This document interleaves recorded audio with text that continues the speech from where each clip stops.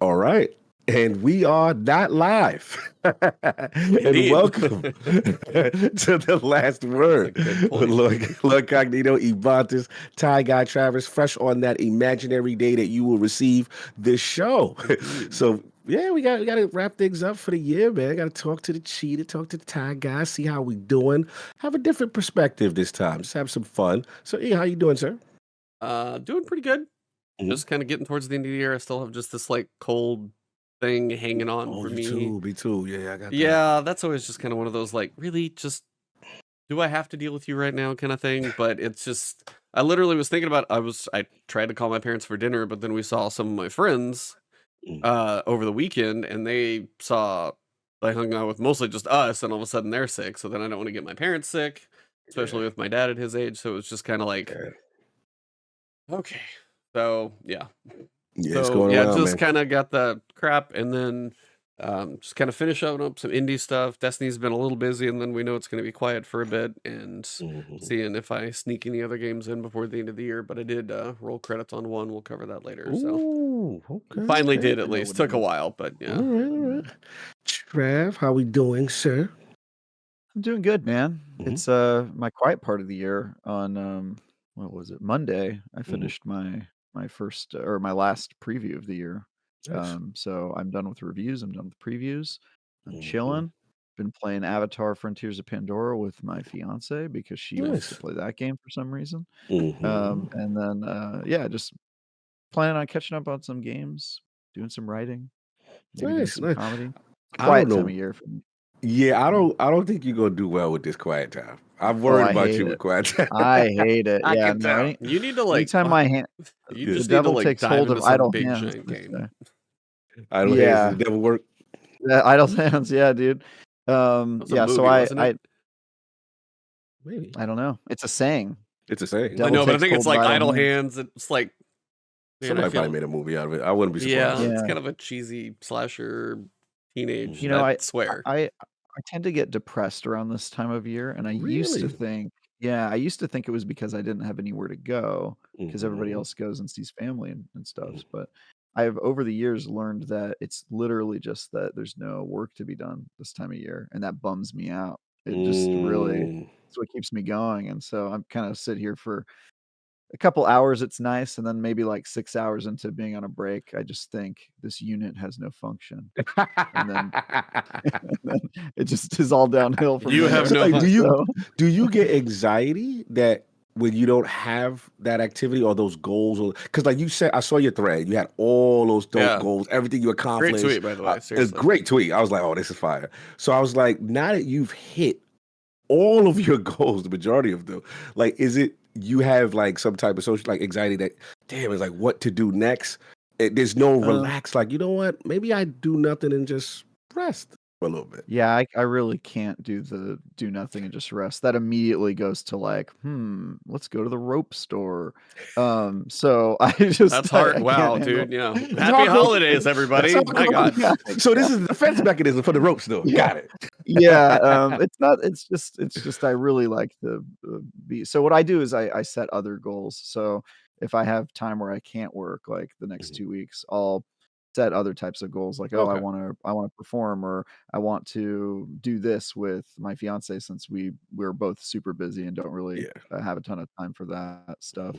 Or I want to write a certain thing, like, I'm trying to you guys Mhm. know I've been writing, like, a tabletop RPG for a couple Oh, years, that's and Yep. dope. one of my New Year's resolutions was actually to finish the written text of that review this year, and I Mm, did not even get close mm, because I just didn't have time, with all of the reviews I was working on. It kept having, like, blocks of time set aside mm, for it, and then I kept missing those blocks of time that I set aside mhm, because I just was like, "I'm on a deadline, I gotta hit it."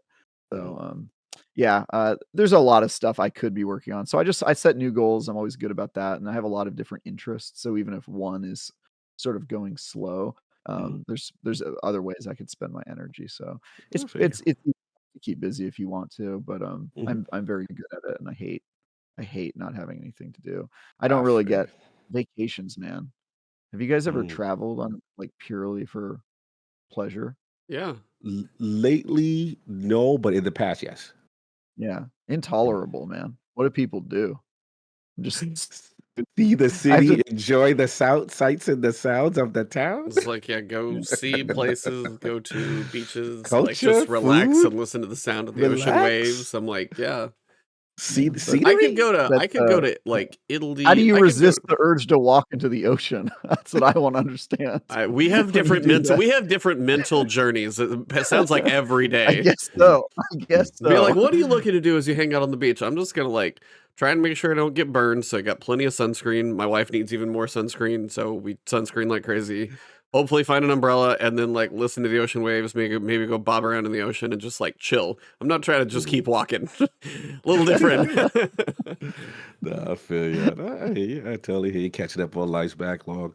Yeah, for me, it's just been, as of this recording, I'm no longer going to be with Matt, and I'm kind of excited for the next chapter. What it is. It's exciting because I get to try and attempt to do some things that I've always wanted to do, but it's also scary. It's like, all right, because I'm a person that is so used to like everything completely stable, exactly, Yeah. how it always been in the past. So that part is, some slight trepidation, but I'm ready for it. I talk to family, talk to some people I trust as far as my decision making. But I'm excited. I'm excited, and I think for me this year, definitely burnout. Burnout was crazy for me. I needed.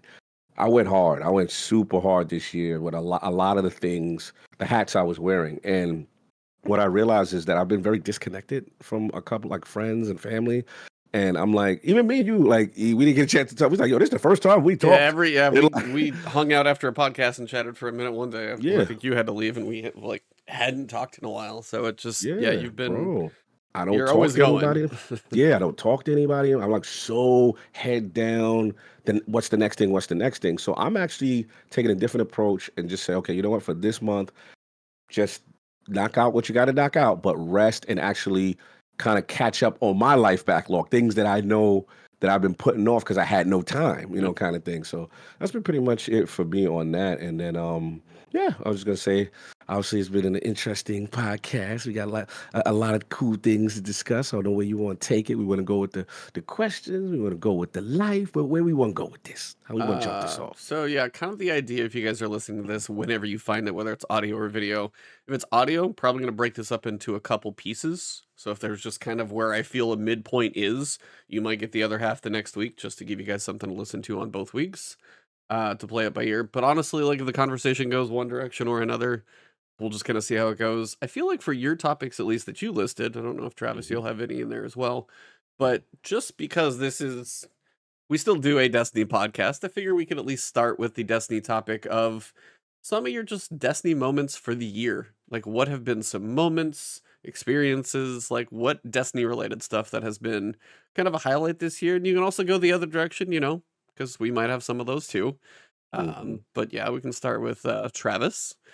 hmm How has Destiny treated you this year, and how has anything stood out, good, bad, or otherwise? Yeah, it hasn't been a great year for Destiny, as we've talked about ad nauseum. It was probably the most challenging year. Um, whether it was Lightfall's kind of disappointing arrival and kind of the seasons being a little bit sparse, but I think there were some highlights. I think I remember the raid still being pretty good. Mm, People having fun with with that nightmares. one. I know Yep. almost immediately after everybody was like it's too easy, but I thought it had some interesting parts to Visually, it. I would say the Mhm. raid Yeah, definitely it was a cool experience to walk through for me. yeah.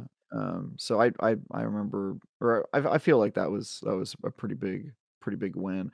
Does it count this year if we talk about the stuff that happened with Rasputin right before that season? I think Season of the that counts. Seraph, when because that ended Yeah, right before. Yeah, I mean that's yeah. 2023 Yeah. because it I was think before that's February. 2023. Mhm. Yeah, I would describe that as kind of a highlight, and then, I even think the most recent dungeon was, pretty good, and Yeah, I just also did the it. the underwater dungeon. We had 2 Yeah, good dungeons ghosts. this year Oh, that I I feel like the underwater one. yeah, A lot I of Yeah. feel like people like rag yeah, on the underwater section, but the dungeon overall, yeah.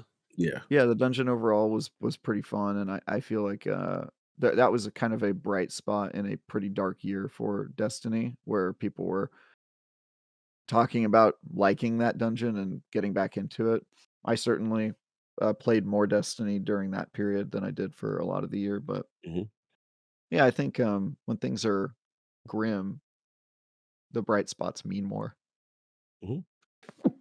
Bless you, bless you. Bless you. So I would say just like the good pockets of content, like the 2 dungeons and the raid, and maybe Yeah, Season of Seraph, even though they were small wins, I think were pretty significant.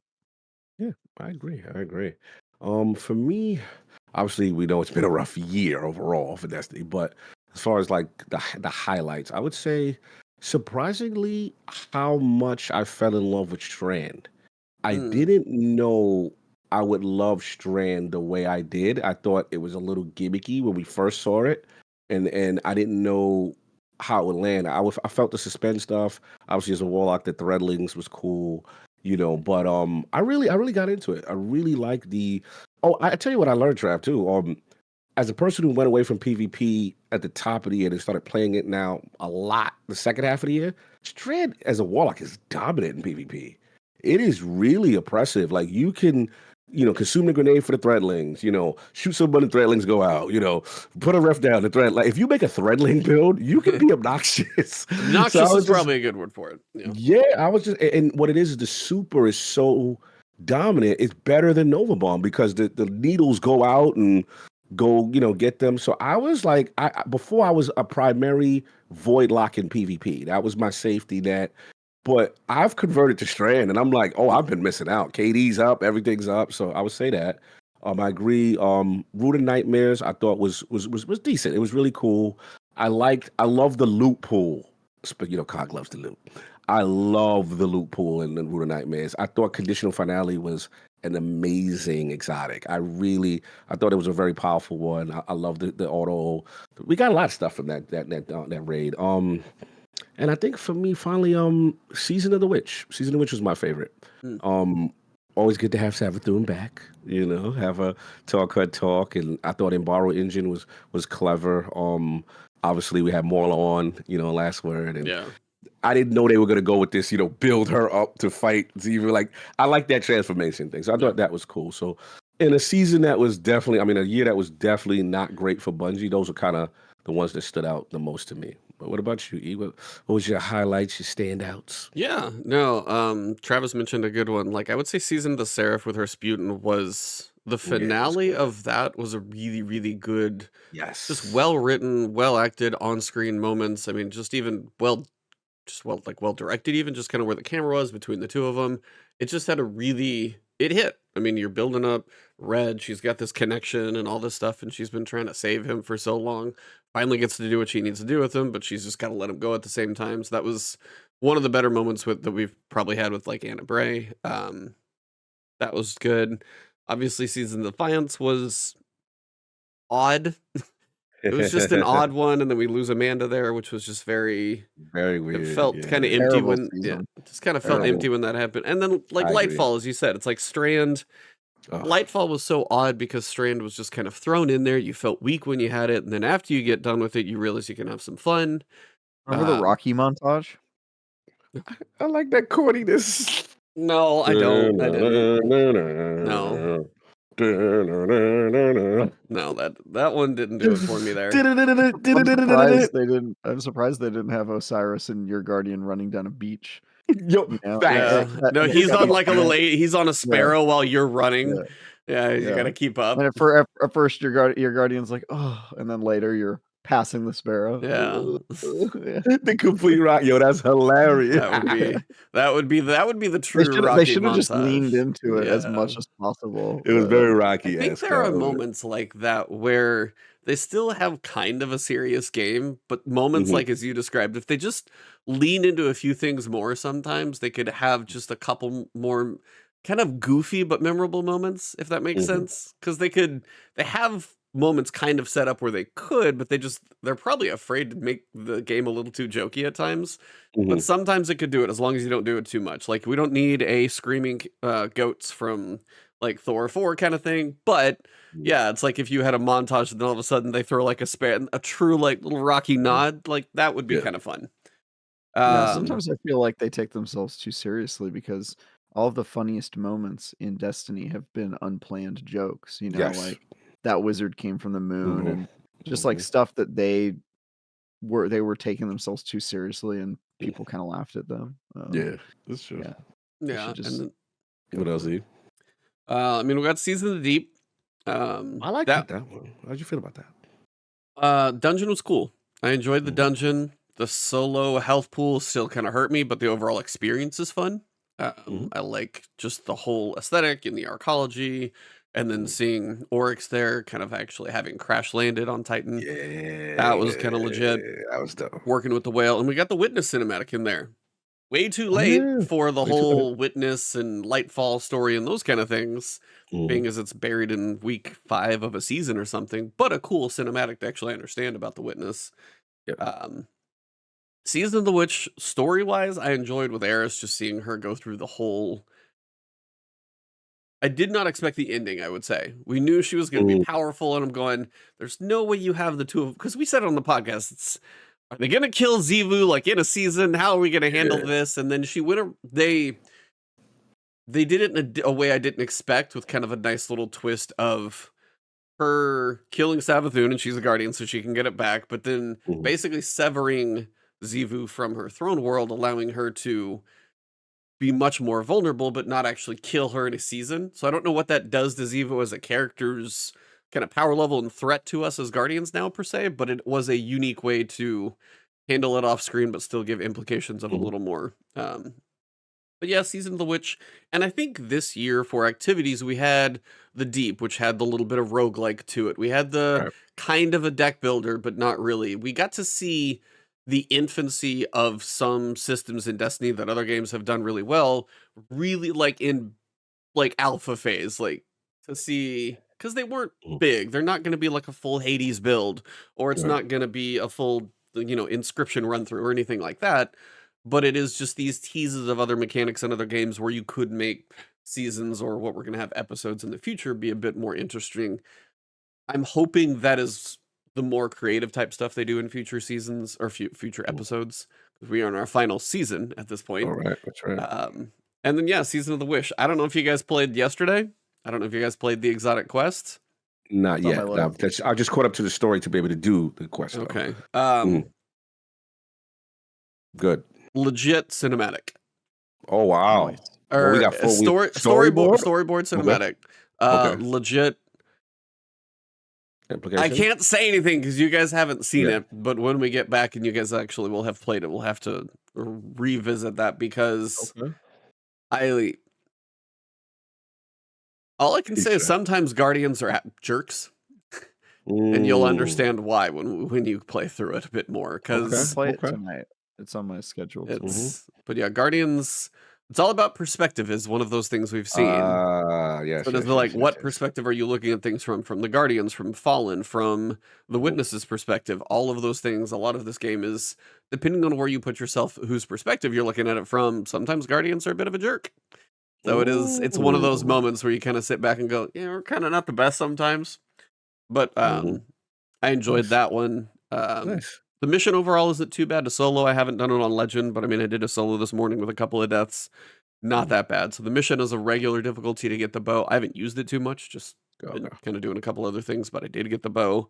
Mhm. Catalyst is time gated though. Ah. And I think that's the other kind of the downfall of this year is had some cool experiences, had some unique activity testing and stuff, had some Mhm. stories that I've enjoyed. Dungeons have been like Warlord's Ruin. I really enjoy that one. I think I'm Yeah. pretty well practiced up to do my solo flawless attempts at this point. I've Mhm. put enough time in on each of them. I can 4-phase the ogre comfortably. I got that one pretty good. Final boss, again, similar thing, is it is comparing Ghosts and the final boss of Warlords of the Deep. They may Mhm. take as long, but the movement in Warlords feels better. I love the progression between those two. Yeah, I Still love that. decent mechanics involved, Mhm. um, but more movement to it. But it is kind of one of those, if Yeah. you are by yourself, you pretty much have to be healing the whole time. It's just Yeah, kind of yeah. the time gated year. Some things have felt very stretched. Where you Yeah. get one thing, 6 weeks later, we're going to get the other side of the thing. And it always feels very stretched. I am curious to see how episodes work Yeah. with the 6-week chunk. Here's more, and then this. And Hmm. I think that's going to be an interesting piece. Obviously, we got 7 months until we get to all those pieces, so it's going to be a Yeah. minute. Sorry, 6 months. Um, Hmm. but I think getting away from that stretched out, because even the catalyst for the bow, Hmm. probably going to be a weekly thing to run back through. And it's just one of those to where I will be happy if that's not the way it's delivered. And I think that will be kind of my takeaway. Raids Hmm. like Crota coming back and giving people a good challenge. That was kind of a surprise for a lot of people for the day one raid being not a high finish, not a high quantity of finishers, was kind of the polar opposite from Vow of the Disciple. Crota was not too changed up enough, but just the mechanics and they did some freshening. Vow looked cool, Yeah. but again, like we finished that because just it Yeah. seemed to be a little bit easier. I'll be curious how Final Shape goes. But yeah, as a year overall, I enjoyed a lot of their trials of things, but it feels like it Mhm. was mostly just alpha and beta tests of ideas to see what would work in the game. But I'm glad to see at least they're trying some things. Yeah, That's yeah. We got to see where this thing's gonna go. I mean, obviously we be remiss if we didn't talk at all about the other stuff, right? And we obviously the news had came out in reference to the financials and the missing of the target, how Lightfall had failed, and then obviously right now they're in flux in terms of losing maybe potential control of the company if they don't as far as the board, as far as Sony ownership, as far if they don't continue to hit their target. So it'll be interesting to see, how much of a pivot they do, especially with the episodes, with the monetization. Obviously we realize now do you why guys there was do so much monetization. yeah, do you Yeah. guys ever think they get to the point? I know they're afraid of losing ownership. If that source Mhm, seems to be trusted, which mhm. some of it would make sense. Do you guys ever feel there's a point where the monetization gets simplified even? Maybe not less, but do you feel at a point, if even if Sony got to a point where they took over, if it actually got that bad, they missed, like Final Shape does its thing, but then it falls off a cliff again, which it easily could. A lot of people have said Final Shape and I'm out. If it does get to that point, do you feel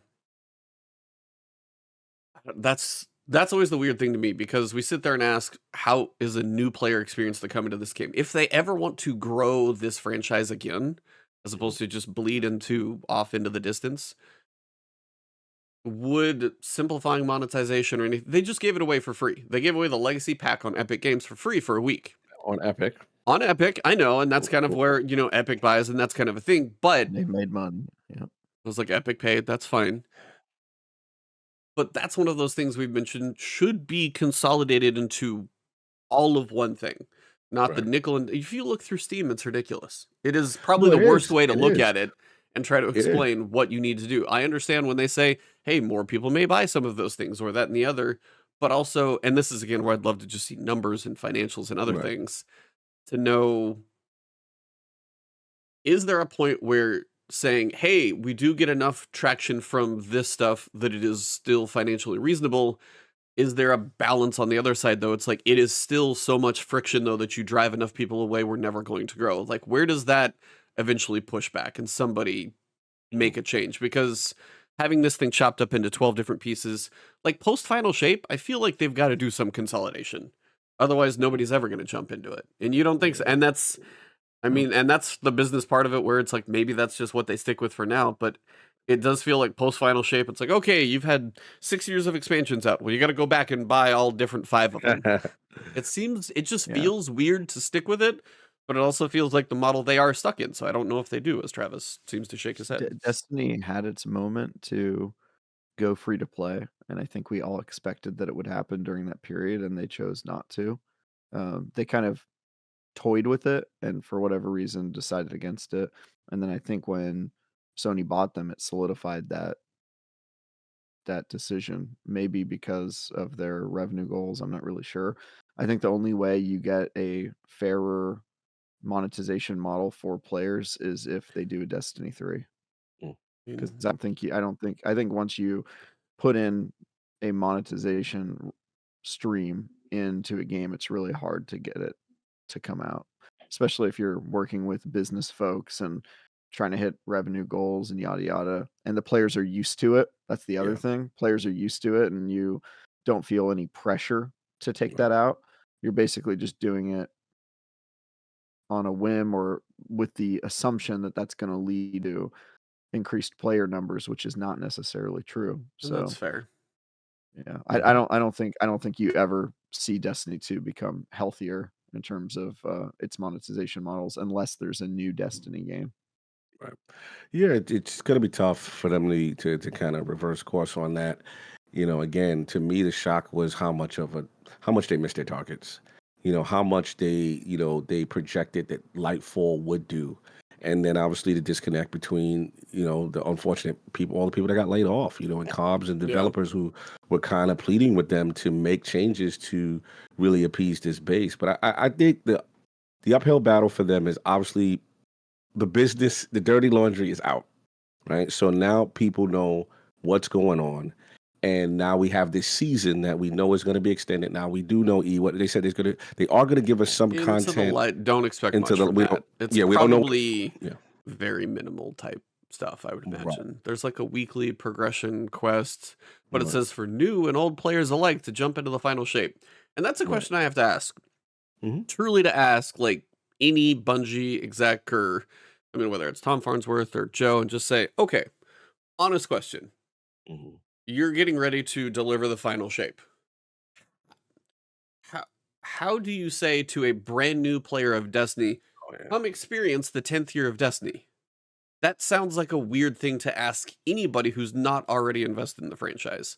I know they have people try it and there's free to play little things, but it just seems a weird piece to say to really promote it as much of a new player influx. People will come back, but I don't think Mhm. you're going to build. It's going to be that little spike on the Steam charts Right. graph. It's just going to be probably a little bit lower as most of them You have basically talk gone. about new player growth, like Yeah, okay.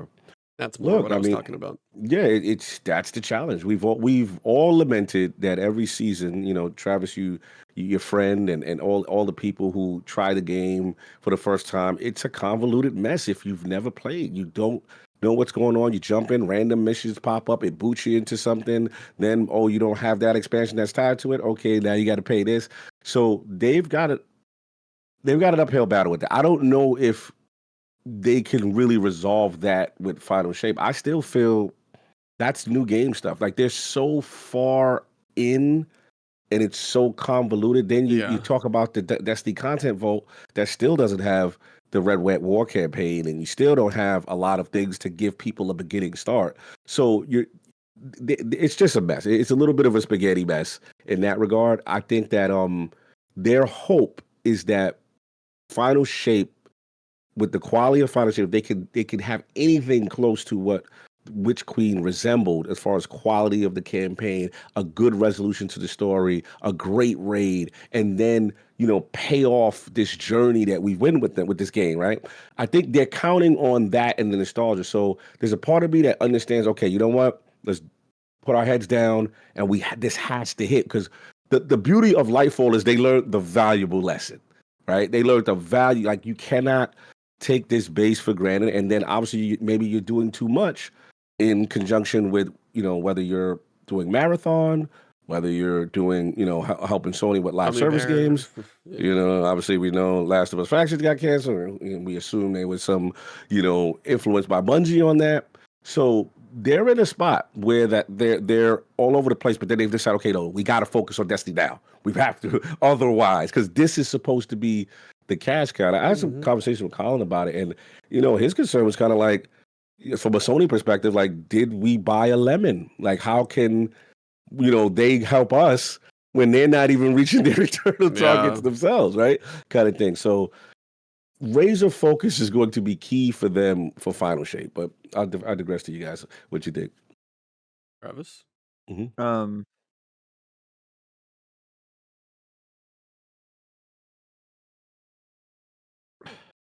Sorry, what was the initial question? I have a lot of thoughts. I was rambling. It was more about Yeah. future Final Shape impact. Yeah. Right, about if Final Shape can bring it in. So Yeah, yeah, new player. yeah. It started off with new play with the new player Yeah. experience Yeah, as well. I don't think that Final Shape is going to bring in new players, but I also don't know that they have to. I don't think main expansions are really about the engagement model. I think they're about selling copies of Final Shape. And I think there are enough people who play Destiny or have played Destiny in the past or would consider jumping back in if we got another Witch Queen or what have you, for that to be a very profitable expansion if it takes off, if it hits, if it's similar to Witch Queen. And I think the separate revenue stream of these are our hardcore players, these are our ongoing players that engage in season pass content and spend on microtransactions. I tend to think that's an entirely different user group within their metrics. And I don't think that that's primarily how they make their money when they release these major expansions. So I still think that the Final Shape can be what they need it to be in terms of revenue, but I don't know that it's a new player play, and I also don't know that it's a like ongoing live service engagement play necessarily. I mean, obviously, a major expansion coming out and being good helps both of those things, but I don't think that's primarily where they're going to drive engagement from. So um, I hope that it does well, and I hope it's good. That's obviously Yeah, all of our definitely. main hope, Yep. is that it's good. But I think they're taking the long view on this and looking at what is the future model going to look like? What does a live service game, how does it perform 10 years into its live service model? Because it's easy to forget that although Destiny created kind of the modern live service game model, they're also the first of its kind to reach this stage Yes, in the live definitely. service development. And I don't Mhm, think we know what that looks like, and I don't think Bungie knows what that looks like, and so we're kind of just figuring it out. mhm. I think they've got a great playbook for Marathon because they know what it's like to do years 1 through 5 in a live service game, and they've learned from, you know, hard-won wisdoms that, yeah, how to do things and how to do a content pipeline and etcetera. Um, but what happens when a live service game gets really old, really Yeah, really good point. long in the tooth? Uncharted I don't I territory. don't I yeah, I don't know what that we know what happens there, and I think Bungie is You don't do trying an to. Overwatch 2. Yeah, yeah, Yeah. but Yeah. Well, that one's even worse because that game came out in 2016, so it was even a smaller amount of time before they changed it. But mhm. yeah, I don't think we have a great answer for what that looks like. We have some games that have been around for a really long time, like League of Legends, but it's just a very different model. So Yeah, World of fair enough. Warcraft, you know, Yeah, I guess World of they've Warcraft always got is that to look at. yeah, always Mhm. the crazy one. What I swear that it's not. How old is that game now? Whew. 20 years. That's what I was gonna say. I Wow. thought it was 20 years. World of Yeah. Warcraft. I'm out. November 23rd, 2004. Coming up on 20 years. It's 19 right now. That's It's crazy. and they've gone They're through their probably ups gonna and have a 20 downs. anniversary. Yeah, it's a But little they bit of a just different game though, because they're not really a live service game. They're a MMO that is so it's so big and has been around for so long, it kind of keeps users even when they're not engaging with those users. It's kind of like Final Fantasy 14, which is a younger game, but it follows the model of you come back and you play when there's content, then you leave, and then you Mhm. come back and you play when there's more content. yeah, And they don't have the same kind of uh, you have to be playing this game every day of your life situation. Some people do that, yeah. but with the understanding that like you're just going to be grinding stuff and kind of hanging out, and I don't think that works with every live service game. Yep. Mhm. Yeah, that's kind of the big question about the future. Yeah. Is what is I mean, we even joked we don't even know how many episodes it's going to be till we get the next expansion or what comes next because they haven't talked about any of it. And I Yeah. think that is probably what a lot of people's questions are and why would I play episode 2 or 3 that doesn't come with the final shape if I don't know, is it just another story? Is it another loot grind? Is it another exotic quest? That's the point where how many people keep coming back? And that's I think Mhm. the thing that they've got to sell is what's the point in keep sticking around? Because there will Yeah. be a point where the loss of interest or the apathy towards new content or one more weapon or hey, this is another story about the Hive or this is a story about the Yeah. Vex or this is a story about the Scorn. You might have some episodes that look cool, but again, I mean, what about when Grand Theft Auto 6 comes out? Yeah. I mean, what about when I mean, what is the next big game that pulls you away? And I think that kind of leads into the other thing this year Mhm. is I got my Steam recap Yeah. earlier in the year was definitely more Destiny. But at Mm. about May, Yeah. it definitely tapered massively for me. Phew. And I can say most of all of that would be everything else I played this year between, Mhm. it's like even just for me content wise, Diablo, Remnant, Liza P, Starfield, Alan Wake. I mean, none of those were small, and Travis played more than all of us. But it's Mhm. like, and that's kind of the question that I want to go into next. Yeah. Let's go for For it. at least as we're staying around gaming for now. Mhm. Games of 2023. What stood out to you guys as favorites? What flopped harder than you ever could have imagined? What stole more hours than you would have expected, even if it was just like a weird one? All of the little stuff that's been, made 2023 what it is. But before we say that, it's also one of the worst years for employment in games. Oh God, yeah. And 11, I mean, you have Embracer that lost a deal with, I don't exactly know who it was, and they're just shedding studios and people are losing jobs left and right. I mean, I think the tally I saw somewhere is 11,000 jobs in the gaming industry alone, much less all of tech. So a lot of lost jobs this year, paired with a lot of amazing games, is a weird, Yeah. tale, two sides of the coin. It's like we got great games. Unfortunately, now that they're all out, people don't have jobs, which really sucks. Yeah. So I wanted to say that first and get the Yeah. low part out of the way. But for you We got a guys, pretty cool job loss announcement today, though. Oh, you talking about Bobby? Yeah, it's a Yeah, oh, finally what? Bobby. finally a Kodak's job gone? Yeah, finally yeah. a job loss we can all celebrate. Oh Yeah, man, I he's December didn't out. see that 29th. one. Go put out He's the out on bigs. December 29th. He's getting the Yeah. boot. Yeah. Get the boot. That's it. Well, his golden parachute, he's got a different future than the rest of the people who lost their job. But Mhm. yeah, Yeah, I think that's people are very going to be true. okay with him being gone. It seems like that'll Mhm. be. I'm into it. Yeah, he got his golden parachute. He's gone now. He'll be all right. Well, yeah, I mean, to your question, I think yeah, you made a good point. We don't want to lose sight of. We have this tremendous games industry, millions and millions of dollars earned, and companies, games being successful. We talk about this year being one of the greatest years in gaming, right? Just the sheer amount of quality, but at the same time, all of the loss, all of the layoffs. It's been rough. It's been rough, and that's the volatility of the games industry that really bothers me, as well as that there's not enough protections involved for developers, and then comes up the question of unionization, right? Does that really jump off? Is that something that's a ideal solution for the problem? I don't know all the answers to it, but we can't have a year like we've had where there's been so many layoffs, so many job losses.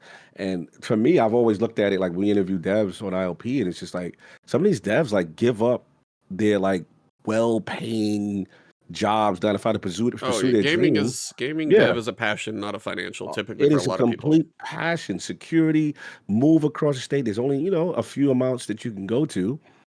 And a lot of times if you have, in the AAA scene, you have one flop, you're out of here. The indie scene, it's getting a little better with, them onboarding programs, with PlayStation and ID and Xbox and things of that nature. But it's a tough business. This is a tough business to stay consistent in it. So yeah, that part really bothered me to see that amount of job loss in arguably one of the most, the greatest years in gaming. And the next thing is next year, I think I was talking to Matt Piscatella, and there's a concern that consoles as a whole right now, are trending downward, and this is everybody. And I think that GTA not hitting 2024 is more damaging than we may think, as far as Mm. a major game that would influence console sales and get people to get an ecosystem. So that's something else we got to watch out. And we got the price rise. There's a lot going on in the industry that we got to keep our eyebrows open as far as overall health. You know what I'm saying? But yeah, the job losses was really surprising to me. That one really resonated. Trav. Yeah, I mean, if we're talking about job losses, I don't think anybody's super stoked about that. I think the disappointing part is that it seems a lot of this could have been avoided because it's sort of a business trend of let's increase our profit margins by reducing our Yeah. overhead without really having a good economic reason to do it aside from their interest of making more money. Um, and I think we talked about this earlier where I said that I think it's just a fad. I think it's literally just okay, that's what everybody's doing now is Mm. it's a fun little exercise. I also think that it has a lot to do with people overstaffing during COVID. During Mm-hmm. COVID, there was like a really big hiring spree where people were just adding to their workforces and then reducing them. But I it's it's also possibly a sign that 2023 was, in my opinion, the best year gaming has ever had in terms Mm-hmm. of the products that came out. Um, be a sign that it's going to be the best year for a while. You know what I mean? Like I don't Yeah. think 2024 is exactly going to come out swinging. We'll see what games Mm-hmm. come out. There are some surprises, and I think Mm-hmm. we'll still feel like there's a ton of games coming out. But I think if you actually look at like which companies are coming out with major releases, I think it's going to be anemic by comparison the next couple of I years. think we'll And be waiting for 2025 at least because I mean we already know. Well, Grand Theft Auto, Monster Hunter Mm-hmm. Wilds is going to be massive for Capcom, and Mm-hmm. Dragon's Dogma 2 looks really cool. Like I'm excited to try and even cover it. But Dragon's Dogma 2 doesn't have the pull that even a Monster Hunter does because Monster Hunter has yeah, exploded after World. So even just the scale of this year's Mm-hmm. Capcom versus next year's Capcom, and then Resident Evil 9 could be a little later too. Like that type of stuff feels. It does feel 2024 doesn't have the yeah, larger. You don't have a Diablo 4. Yeah. You don't have a Starfield. You don't have a like. There, you can go through the big type of list, and they're not there. So it is Yeah. going to yeah. be interesting. So Yeah. I think it'll probably sometimes in the past there's been layoffs in the games industry because when products finish, when games ship, you don't need as many people and then you kind of staff up over time as you work on your Mm-hmm. next game. I think we've gotten to a level of stability now where there's always another project. So if you're a writer and you're done with your pre-production and now they're just making the game and they don't need writers anymore, you just move on to the next product and start writing for that within the same company. But I don't even think that this is the most unstable time for the industry. There was a time where anytime a game shipped, you would have to cut like a big portion of your team, you know. So we've come a long way, we've matured, but this sort of stuff is really annoying to me because it's so easily avoidable and so obviously driven by um, greed, Yeah. and it bums me out. Absolutely.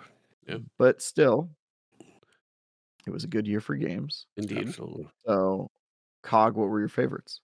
Favorites And what were your were biggest disappointments? I want the list. um I thought Benedict Fox would hit harder with me. I remember Had you my even mentioning that, or like, Yeah, yeah, I had my eye on that one, and it was just a little clunky, and the systems didn't all come together for me. Story, I thought the attempted story was cool.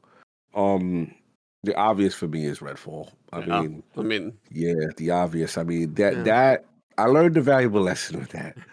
And as a person who covers games and covers developers and goes to shows and go to behind the scenes, I should have known about the okey doke. And the okey doke is, what are we playing this on? You know? Because what I played on, I guess I'm assuming 40, 90, 48, whatever, it was serviceable. It was just a matter of, okay, is this gonna have a long tail? Um, is the loop I guess is the loop worth it? You know, what I'm saying, kind yeah, of squeeze, as well as the trees. Because coming from Dishonored, Sav had made a good point. He was like, "Cog, my only concern is that the way the powers are set up, like Corvo with Dishonored is literally all of those in one skill tree, and they gave like just a little bit of powers here, a little bit of powers there to each one. How's that gonna work?" I was yeah. The like, "Yeah, that's skill sets fair." were kind of anemic. Yeah, and then I'll be honest, I never felt so betrayed when the release of a game came out on console, because I was just like, yo, bro, this was not what I played. I mean, and what I played wasn't the greatest, but it wasn't what y'all got. Y'all got an N64 game. Like, this was not what I played. Like, I was really hurt. I was like, I learned, and I've heard behind the scenes that there were repercussions for this, and they're gonna look into to how they handle that moving forward in the future with Bethesda. But yeah, that one I really was shocked because Man, I can't remember a release that bad, like at launch, like AI not functional. Oh, I got You know, one. It was this year too. yeah. So yeah, that was probably that. Now, as far as the good, man, there's a lot. Let me see. Where do By I the Mhm. way, if start? you can't remember the last time a game shipped that bad, you haven't been playing the same I level was of like, terrible Travis's games I've review been gauge playing. is I like mean, 2 out I of yo, can 10 remember in this. this I year. reviewed a clearly 2 you out of have more 10 this experience than year, me there. sir. Did you not play the day before? That's the one I was gonna mention. I was like, the day I before or didn't. recently is just Yeah, so that was a bad. I mean, hustle. that's a scam. That was That was truly a a hustle. scam. Yeah, that was a hustle. Now, definitely. It just, yeah, it was just surprising to me to see what happened there. But as far as like things that surprised me, I think actually this was the first year that Xbox got Ghostwire Tokyo, and Oh I've yeah. heard Yeah, that I great actually game. like that I game. know I you Great still, talked game. about it surprisingly because I it did mid.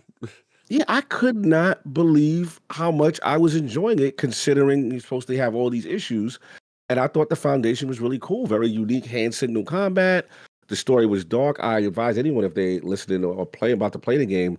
There's a side mission where the game really showed me what it's all about. It's called Fear of the Children, and I was like, yo, I am legit scared of this mission. Like it was terrifyingly good.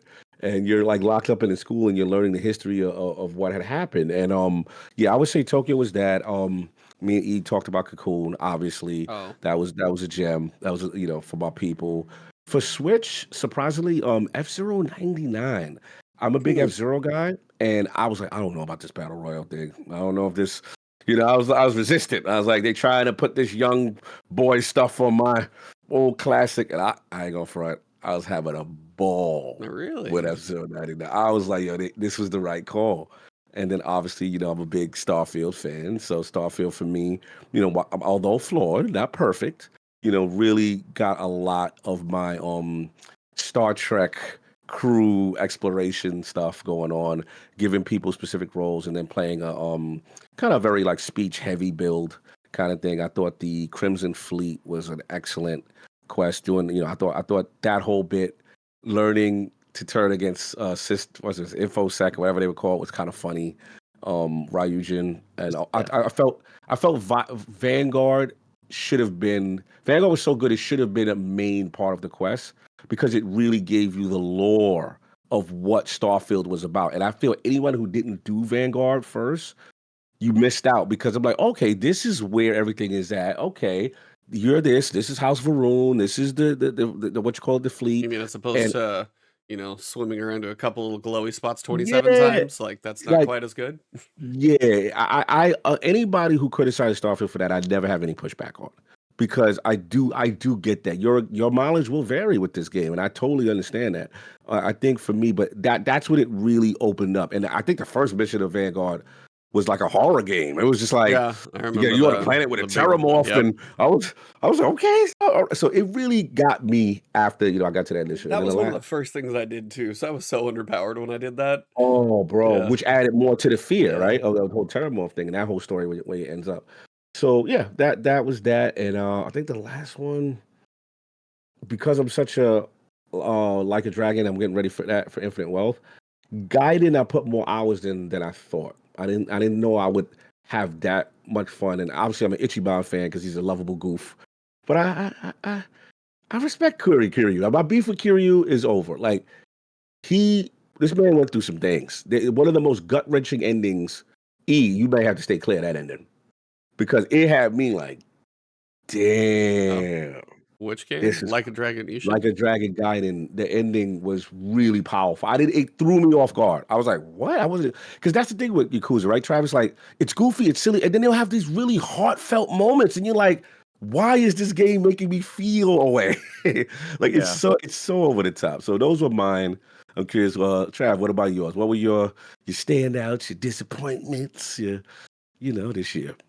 Yeah, I'll start with 26 disappointment. reviews later. Yeah. Yeah. Lightfall was a pretty big Oh disappointment. God, good one, I had a good lot of call.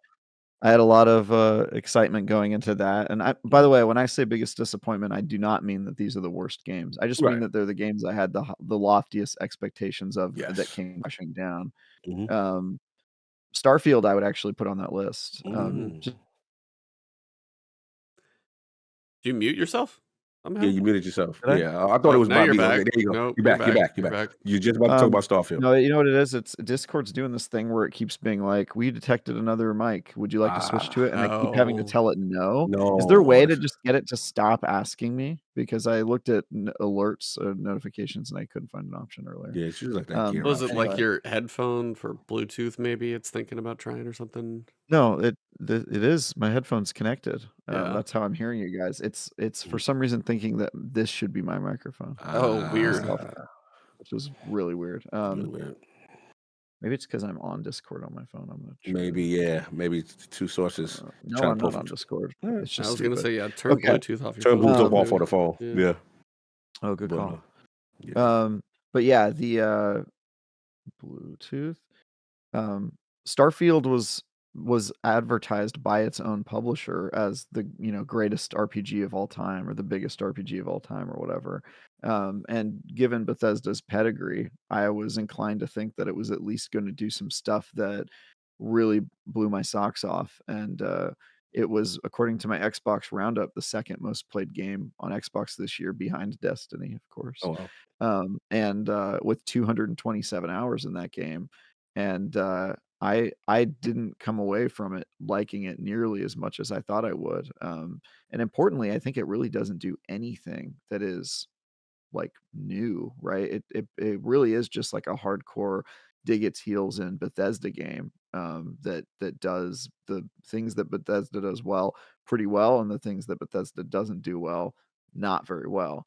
And so yeah, I agree, Cog, that the faction quests were a highlight. I also think the main story is better than people give it credit for, Yes, but I agree. that's like in total maybe 25-30 hours of the game. If you're like me and you played a ton of that game, over 200 hours, you run out of really, really cool content pretty quick, and then you end up, visiting near dead planets and talking to, weirdly bland characters. And I get what they were going for with like ultra realism and Star Trek, but it just ends up not being as fun or as ambitious as you would hope. And that kind of bummed me out too.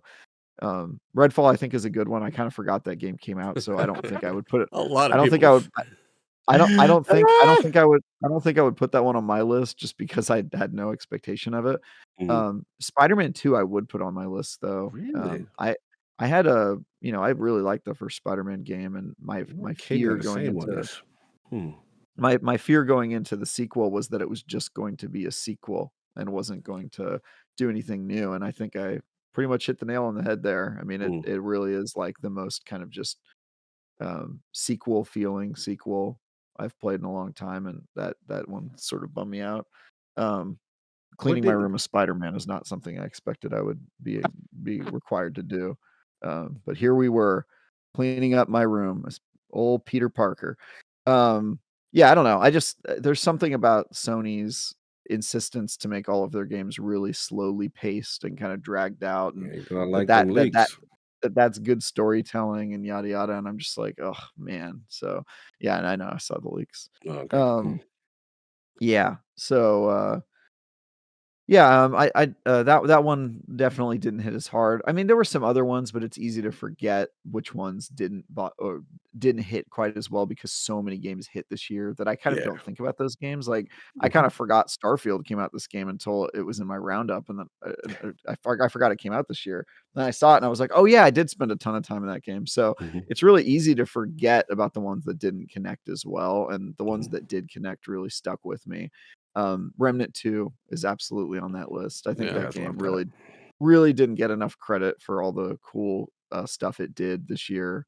I think it just got it did great for what it was, but I feel like it just got overshadowed by so much around it. Yeah. Dave the Diver obviously was my surprise of the joint. year. That game is just so much fun, and it's also not an indie game, but yeah, it's very fun.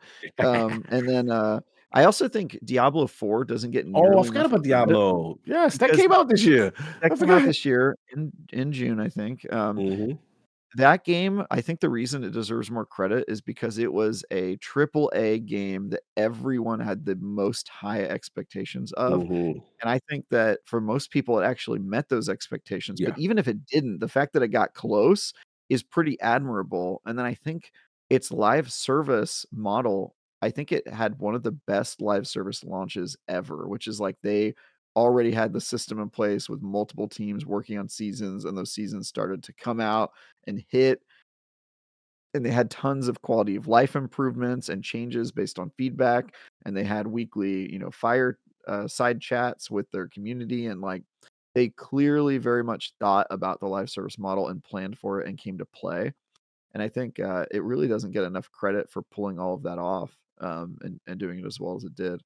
Um, and then, of course, I've got to give a shout out to my other big surprise this year, which was Asgard's Wrath 2, which I am still Mm. playing, guys. I played it last Nice. Nice. night. So Nice. after you review it for 90 plus hours, you kind of expect you're going to take a long break. But I took like a break while I was reviewing Resident Evil 4, and I did a Skull and Bones beta this past weekend, and Mhm. was playing other games. And in the back of my mind, I was like, God, I have so many things I want to do in Asgard's Ah. Wrath, though.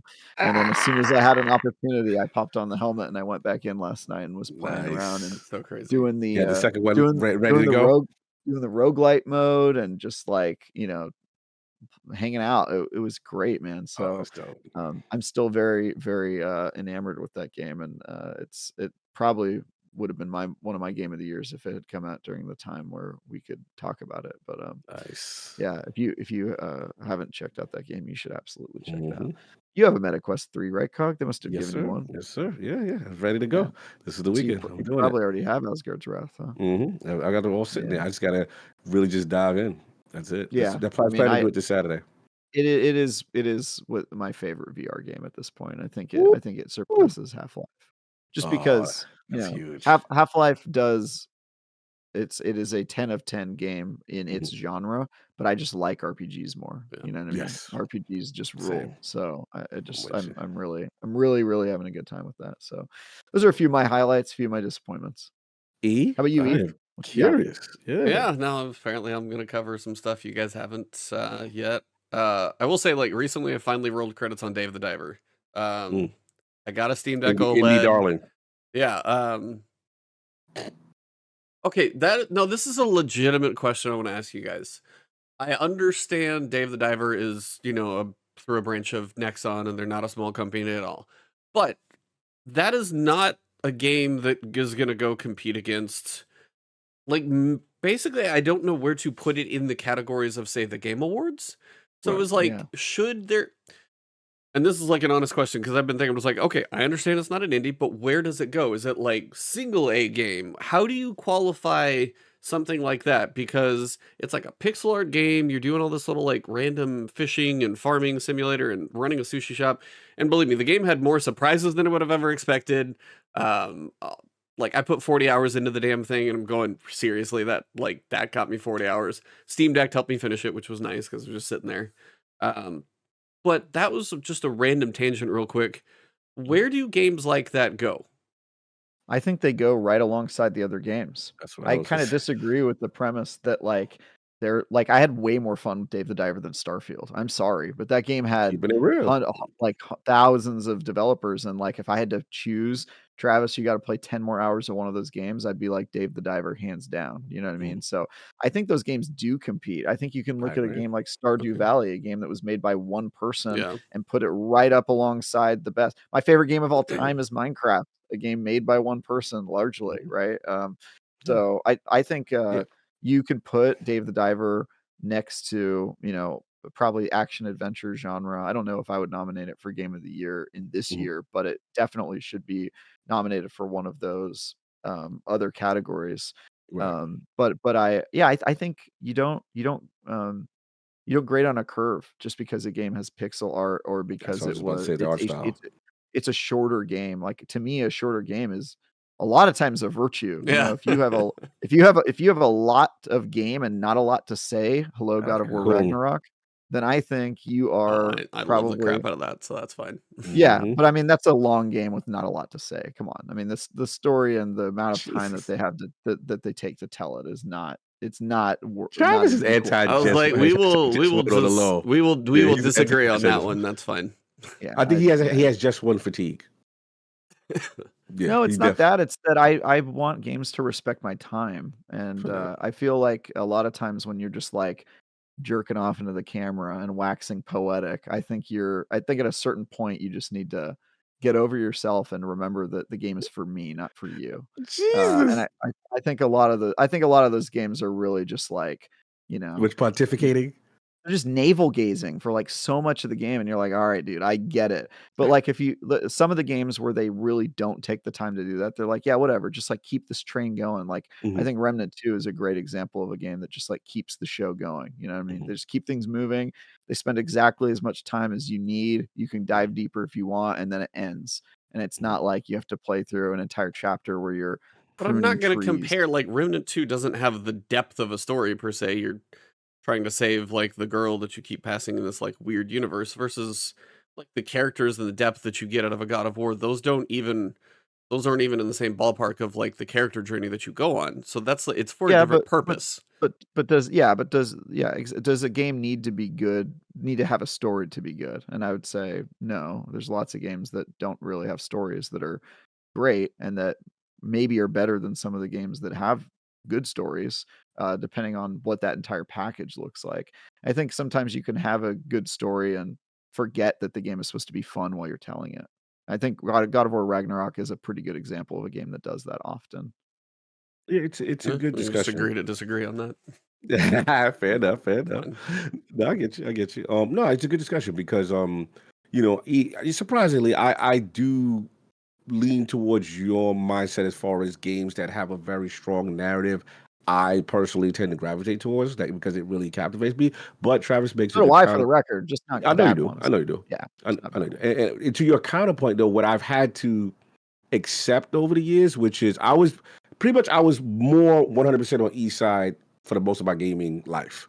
Like if it doesn't have a narrative, it doesn't have a story, you know, we can't really consider it, and only these games can be considered game of the year worthy. And That's not then even what I'm talking about. I was just talking no, I about mean, enjoying a well, story. sorry for miscategorizing you. That's what I used to think, right? So, and then as I've gotten older, and I'm just like, you know what?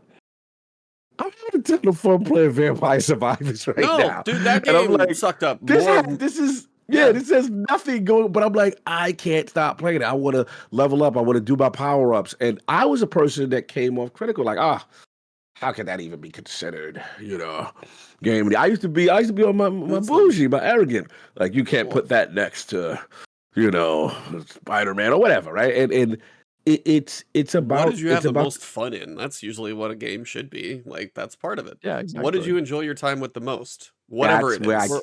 Or if literally it's a that's the game that's conclusion. not about fun, if it's a game about making you cry, which some games are, which game had the greatest impact on you? Impact, yes, Yeah. and that's my new determination. It's how it affected me. And me and Maddie had a discussion. He was just like, you know what, Con? I like how he's like, you play what you want to play. He was like, I'm not, if you don't like something, you drop it and you go on. And I'm like, that's how I am right now because it's like, luckily, I'm not like Trevor. I have to review, his literal job is to review every game. So he can't do that all the time. Yeah. But there is a joy to say, you know what, this looks interesting. I'm actually having fun and I'm going to pick this because this is what's really calling me right now. Yeah. Sometimes it's Somerville, Cocoon, Vampire Hunters. You know, it surprises you sometimes what it is, and sometimes the big bombastic AAA game not all the time gets me, and I'm just like, I don't know if this one's for me. But Yeah. I would just say it's a good discussion, and I forgot what we lost our point because it was just another question I was Well, I supposed mean, to mine was answer. just the idea of like a category for Dave the Category Diver for is where it indie, all came back yes. to. Like, Yeah, Yeah. I think the confusion is that we look at a pixel art style and automatically categorize it as indie. And I think we do have to look at the backing, right? But to Travis's point, I do agree that like it really shouldn't matter if the game had impact and it had enjoyment and it could go. I mean, put it this way: you know damn well we go hard for Inside. oh, I mean, yeah, and Like then Cocoon Inside right is the after. Yeah, game of the year Inside's fantastic. contender. Yeah. If in my opinion, I don't care what's up against. It could be the most graphical thing Like I'm putting it up there. That's how much that game affected me. It was very atmospheric. It actually told it had its own interpretation of how the story was told. You came out with it, but it's a good discussion. I just think that the last part I'll say, I think it's not fair to a truly independent startup kind of game company putting out their first game versus someone who has all this backing, right? Just because they have a similar art style kind of thing. And That's fair. And that's why I was like, I get that it didn't have to do a Kickstarter like Messenger and then Sea of Stars to be able to get off the ground, or I mean Larian doing its thing, just absolutely killing it for early access for years. That's a different journey. It was more the where does it go? Because I know you are. as you're saying, it's like, is that going to be, action adventure game? And Dave the Diver, maybe it goes there, maybe it doesn't, but it's like it does.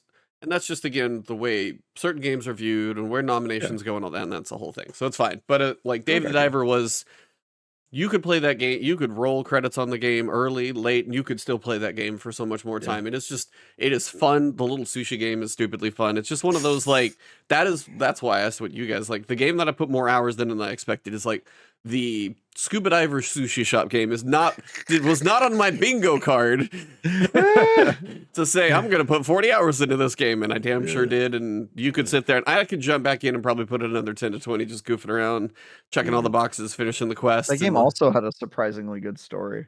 Yeah. No, like there was more. I will tell you, I have not seen little animated cutscenes go harder. I don't care. You can put those up next to They are crazy, dude. Every one of them that you see, like when you craft a weapon, whatever the guy's name, I can't remember the guy's name who crafts the weapons. And then also like the sushi cuts, every cutscene goes so stupidly hard. They're like 10 seconds, but you're like, just those little moments are like hilarious. I even had to show my wife when I was like, look at this. This is ridiculous. He's crafting sushi and like this explosion goes off in the sushi shack at this island. So it's like it was a good surprise. Remnant 2 was excellent. I mean, I gave that a 9 on my review. It was very good. Starfield was a roller coaster of a review for me. Started at like a 6, then I got through the quest, it was about an 8, and that's where I settled. But the more I played it after, it slipped into about a 7 for me. Between technical bugs, I love seeing the Reddit threads of people being like, "Damn, that IGN 7 though." Yeah, right. Like, and I think it was coming around to it. It was the thing for me when I was playing through on my own, thinking like, it's all this. But it's like, okay, there were certain things, like a lot of the game was dialogue. So I'm going, okay, I got to the point where like subtitles were on because they do that for recording. So people, if they don't quite catch it, they can read it. But then I'm sitting there, I'm reading the subtitles more and listening than I am staring at their face, because I'm like, okay, I know the faces are kind of okay. And then I picked, I was like, what's a recent one? Horizon Forbidden West or something, or, the new one. And I looked at what is the animation for a discussion at that? I'm like, oh yeah, this blows it away. And then you got Alan Wake and then you got Baldur's Gate. And I'm like, okay, yeah, this is behind for sure. I'm like, so staring at like the dead-eyed, no facial emotion expression here thing, just... But it's like, but really that's true. Compare an overworld game to a linear. Okay, I'll let y'all rock. You think Horizon is a linear game? I'm saying it. Can you? All right, put it like this: games like Final Fantasy, Horizon, where you are limited in scope as far as things you can interact in, places you can go. The scope of the game is different. It's not a one-to-one comparison to compare that graphic. No, but it was like, but if you want to say creation engine, when they had 6, 7, creation engine is dated. That's fine. But. That's fine. But to compare the graphical fidelity of something where you're limited to where you can go, but that is the focus of the game, and that's a problem for me. That's why. No, but that's your choice. That's fine. Yeah. But it's not a one-to-one comparison. Like that's what I'm trying to say. That's all I'm trying. It's not fair to stuff. The things you could do with stuff like Baldur's Gate looks 1,000 times. Baldur's Gate. I watched my buddy play Baldur's Gate. Absolutely. And that has got probably as much of a comparison to it because there are so many interactions in it as much as Starfield. It's amazing. So that one compares. That's a fair comparison. So, and that one looks a lot better. That's all I was saying. Well, what I would say, Cog, is that if your justification for the faces not looking lifeless is that it's got such a big scope, my answer to you would be maybe the scope needs to be adjusted. That's the actual point. What are you losing for that scope? That's the point. And I think like the things that you gain by Starfield being as big as it is are peanuts compared to what we seem to have lost by it being as bloated as it ended up being. So No, it's valid. I get what you're saying though. Like there's Maddie agrees with you 100%. you don't compare the Halo Infinite gunplay to Starfield because it's a different type of game and it's Yeah. RPG, and that's very clearly not the focus. But I think to Ebontis's point, the story and the faces and the people you meet kind of is the focus. I mean, I guess the main character Starfield is the galaxy map, since you kind of are just zipping along to different Map of places. But dots. it strikes me as an extremely large sacrifice to make in a game like that, and the Design trade-off decision. that you get, I would say, Yeah. is not really I worth think I think the argument which you're making and which Maddie's made, and I agree with, is that there may not have been a need, and I've said this frankly, for procedural generation anything. And just condense and just focused on the killer, Neon, do Mass Effect it. I always That's heard where that it could have been one I'm sorry. system. No, like kind of onto your point. I heard it could have been one well-developed system as opposed to 100 systems kind of thing. No, valid. And I think that's where Obsidian, my the Black Rock was fan, has lapped them. Too. Outer Worlds 2. Let's because go. I look at Outer Worlds 2 and I sit there and I say, you know what? They didn't have this vastness. They kept it to these 5 or 6 areas, right? And then you're able to focus more on the, actually the characters and things of that nature. And I like what they said they're doing with Avowed. Avowed, they tried to say, hey, we're going to do what Bethesda's doing. They said, wait a minute, that's not our identity. Let's get back to telling these more confined stories. And I think that's the most valid criticism I accept of Starfield. Did you know in the first Outer Worlds game that if you take the lowest intelligence on your character stat, you can end the game in 20 minutes because your character thinks it's a smart idea to go to hyperspace into the sun? I didn't know that part. That's great. And then it rolls credits too. Like you get a full ending. Like you get a full ending. It's like, your character was just so stupid. You went into hyperspace into the sun, and then it just ends. It's got like an epilogue and everything. It's like, here's what happened to all the characters you didn't meet. You know what I mean? Like, so like part of that's hilarious. Part of it's the Jurassic Park quote.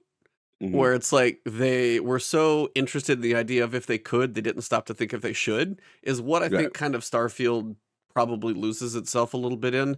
They were so interested in if they could have 100 solar systems and procedural generated objects, and then you've got like I can pick up a piece of paper that doesn't mean a damn thing to me on every desk and every possible procedurally generated thing, and that's fine. But like, is there a purpose to that, or could your resources been spent better elsewhere? But that's literally the DNA of their games. Their games are to pick up every object, find quests within those objects. I get that. No, that's the DNA of them. You're telling them to change the DNA of like, what they are. you can pick up an object that has a purpose and have a lot of those spread out all over the place. But I mean, you can pick up like 50 different notepads off a desk that have absolutely zero value, zero function, zero anything. And the fact that that's there is still someone put time into doing that as opposed to something else. I think that is a good thing to have in a Bethesda game. To Cog's point, my problem with it is that they only let you carry 4 items before you become encumbered, and they came up with no good way for you to store on your ship. The encumbrance pissed me off for a long time. It's like, dude, he just every last word to rip on Starfield. I'm gonna let you get here. Dude, I enjoyed my time. He hates God of War. It's fine. We have ours, so it's no. But I do not hate God of War. Do not hate God of War. God of War is rightfully in the position it always has been. 8 out of 10. I just don't like that people think that it's better than that, because it really it isn't. It's all subjective, man. Anyway, we spent too much time talking about Starfield. I got other stuff to talk about. I know. Cocoon blew me away. Yes. 4 hours of just precision puzzle, and the best way I'm sitting there like saying it to a friend, I'm like, it's like you're playing 4D chess. And it's kind of the easiest way I can say it without spoiling anything. And I loved that. And it ended just when it got to be, I was like, holy crap, okay, I got all of that to work, and then it was done, and I was like, yep, it was like kind of chef's kiss ending, like finally bent my brain just enough to get the last puzzle, and then it was ended and good. Like that one is a 9.5 to a 10. Just, it is such a great digestible, again, smaller game, very good, but just the right size for what it was doing. So you had also Leica aged through blood. I can't believe I forgot to mention that. Oh yeah, when he said could, I made me remember something. Biking. Yeah, that was the biking shooting 2D. Yeah, I know. What were you gonna say, Cog? I forgot. Planet Alana. Oh my god, I love that game. Oh yeah, I I yeah. played love the that demo. game. I would be curious if it delivers. How long was Lana? About the same as Kokomo. Okay, not long. Yeah, Yeah, I yeah, was like, yeah, that was not that one I long. played the demo and I'm like, I can kind of see what you're doing. I don't know if it's going to be enough, but it could be Bro, the E atmospheric is huge. storytelling kind of like for E, sure. it's so Okay, I'll do it. adorable parts too. Like E, you gonna love and Yeah, no, I puzzles. will. Yeah. The dynamic of how they work Yeah, together there were the is two. really done well. Oh my god, yeah, you're gonna like that game. It's a short one. You'll knock that Yeah. out. Dredge was another one. Never thought I was going to be doing like Ooh. random fishing game. Dredge the Diver. Dredge the Diver. Yeah, the crossover was perfect. Dredge and Dave the Diver commingling was fantastic. Lies of P. I heard Maddie actually talk about it Ooh. recently. Lies of P for me kicked my royal butt, by the way, on quite a few of the bosses. Me too. King of Puppets whooped my booty for a while. But just the journey you go through in the I mean, I literally just listened to Maddie talk about it, so I'm going to repeat some of his points because he was talking with, I think it was the spoiler cast with Gene Park and stuff. Yeah. The story is a little more upfront, which was cool. The implications of the endings was a big surprise. The post cutscene stuff, I had no clue that was coming. So the future of just the franchise is legit. But I will say, like, the combat is some of the most satisfying combat for me that I've had in a Souls that hits a lot of boxes, but they manage to walk a pretty tough balance beam pretty well. Is it perfect? No. Like, the dodge is a little off, but the parry is so satisfying. Every time you parry, it's satisfying. Yeah, Liza P for me was probably another one that I was totally questioning at first, and the more and more it clicked for me, it got to be such a good game. And when I finally got to the last couple of bosses, Lexasia just whooped my butt for a while, and then I finally went. I had the weirdest combination of weapons in the end. I would never have guessed it, but it was Legit. I had the pipe wrench, the big ass pipe wrench head with the little baton hand. So I had no range, but when I was next to them, I smashed like a truck. So it was the weirdest combination because I was trying a couple of the boss weapons and things like that, and something about the ability of how much you could block with the pipe wrench was powerful, but also the charge with the pipe wrench, if you could do a big charging swing, it hit just chunks of health. And it ended up being what I used for Lexasia and the final boss as well. All the phases I did with the weirdest little weapon, and I'm going, this is cool because this is how I did it, and I went through most of the game with just the saber.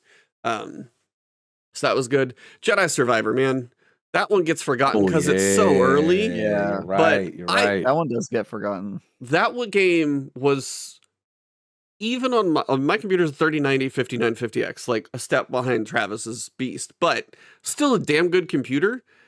And there were chunks, like, there were times where I had horrible frame rate, and I just was like, I'm still loving the journey. Just being the fact that it was, I know you described it as a sequel, like some games as a sequel. I will say this one did it well with the power set because you basically start at the end of Jedi. What was the first game called? Fallen Order. Fallen Order. You almost start at that point and you just build. They didn't Yes. make you relearn stuff, which I really enjoyed. They kind of respected the first journey. Yeah, which is crazy. Also, that game does feel like a proper sequel in that it takes the original concepts for the first one and expands upon them in a pretty major way in terms of like the maps and the backtracking and the Metroidvania kind of feel to the Souls-like is really, really cool. I played Rogue Legacy 2 this year. Good game. I forgot that was this year. Yeah, I was like, I played it with a buddy. Just kind of when you kind of get later and later on in the story, figuring out what that one's about was kind of interesting. Hogwarts Legacy, man, another one that was early in the year. Underrated. The castle alone. Hogwarts Castle alone is one of the legit level designs. I don't know how you make a puzzle of a castle somehow function to be able to run around in the thing and actually connect and talk, but then just to be able to hop on a broom and go.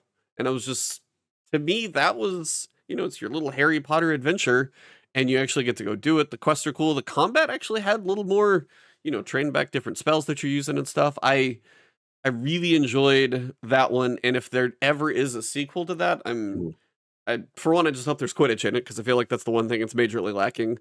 Well, they're making a different game for that, so. Yeah, fair.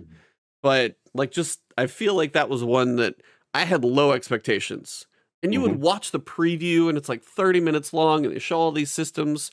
There was just more in it. I expected that game to never deliver on half of what it promised, and it wasn't perfect. You know, some things could have been paced a little weird and I didn't quite, but overall it surprised me in a delightful way of how much it did actually just kind of give you the ability to hang out in that world, and you whether you jump on a broom, you cast a spell, you got some cool cinematics and story, the characters that you meet, and just it was kind of a nice surprise to something that has such weight of the Harry Potter franchise behind it to not suck. And then Travis obviously reviewed that one and went through the journey of what that was all about. Yeah. Yeah. Actually, I talked to somebody at a party recently who found out that I reviewed that game, and he was arguing with me about it. Really? Yeah, he said to me, if you take away the fact that it's a Harry Potter licensed property, it's actually just a mid game. And I laughed at that and I told him, yeah, I mean, if you take the good shooting out of Halo, it's a piece of crap. You know what I mean? Like, if you remove the main thing that Yeah. it Yeah. If you tries to remove the Take do the well, Spider-Man wizarding license. world, yeah, yeah. Yeah, yeah, take the just take Spider-Man away license out of Spider-Man and you know, it's gotta be just away average game. the whole fact that the Hogwarts is the name of the game. Yeah. You take it's totally terrible. It's like there's a lot of games that I didn't play this year. Yeah. Zelda is probably one of the biggest ones. I Um, didn't play it. I did Oh, yeah, not 'cause play you it. Yeah, it's you've like I'm been waiting on stupid about Switch this too one. because I'm stupid and crazy, and I'll still probably never get to it. Nah. But I will say one of the You haven't played biggest it. surprises and probably one of my like never would have guessed I would have loved as much as I did when I played Alan Wake remastered. I'm going, this is Mm. fine. Like Rough. it is rough. Alan Wake 2 blew me the hell away.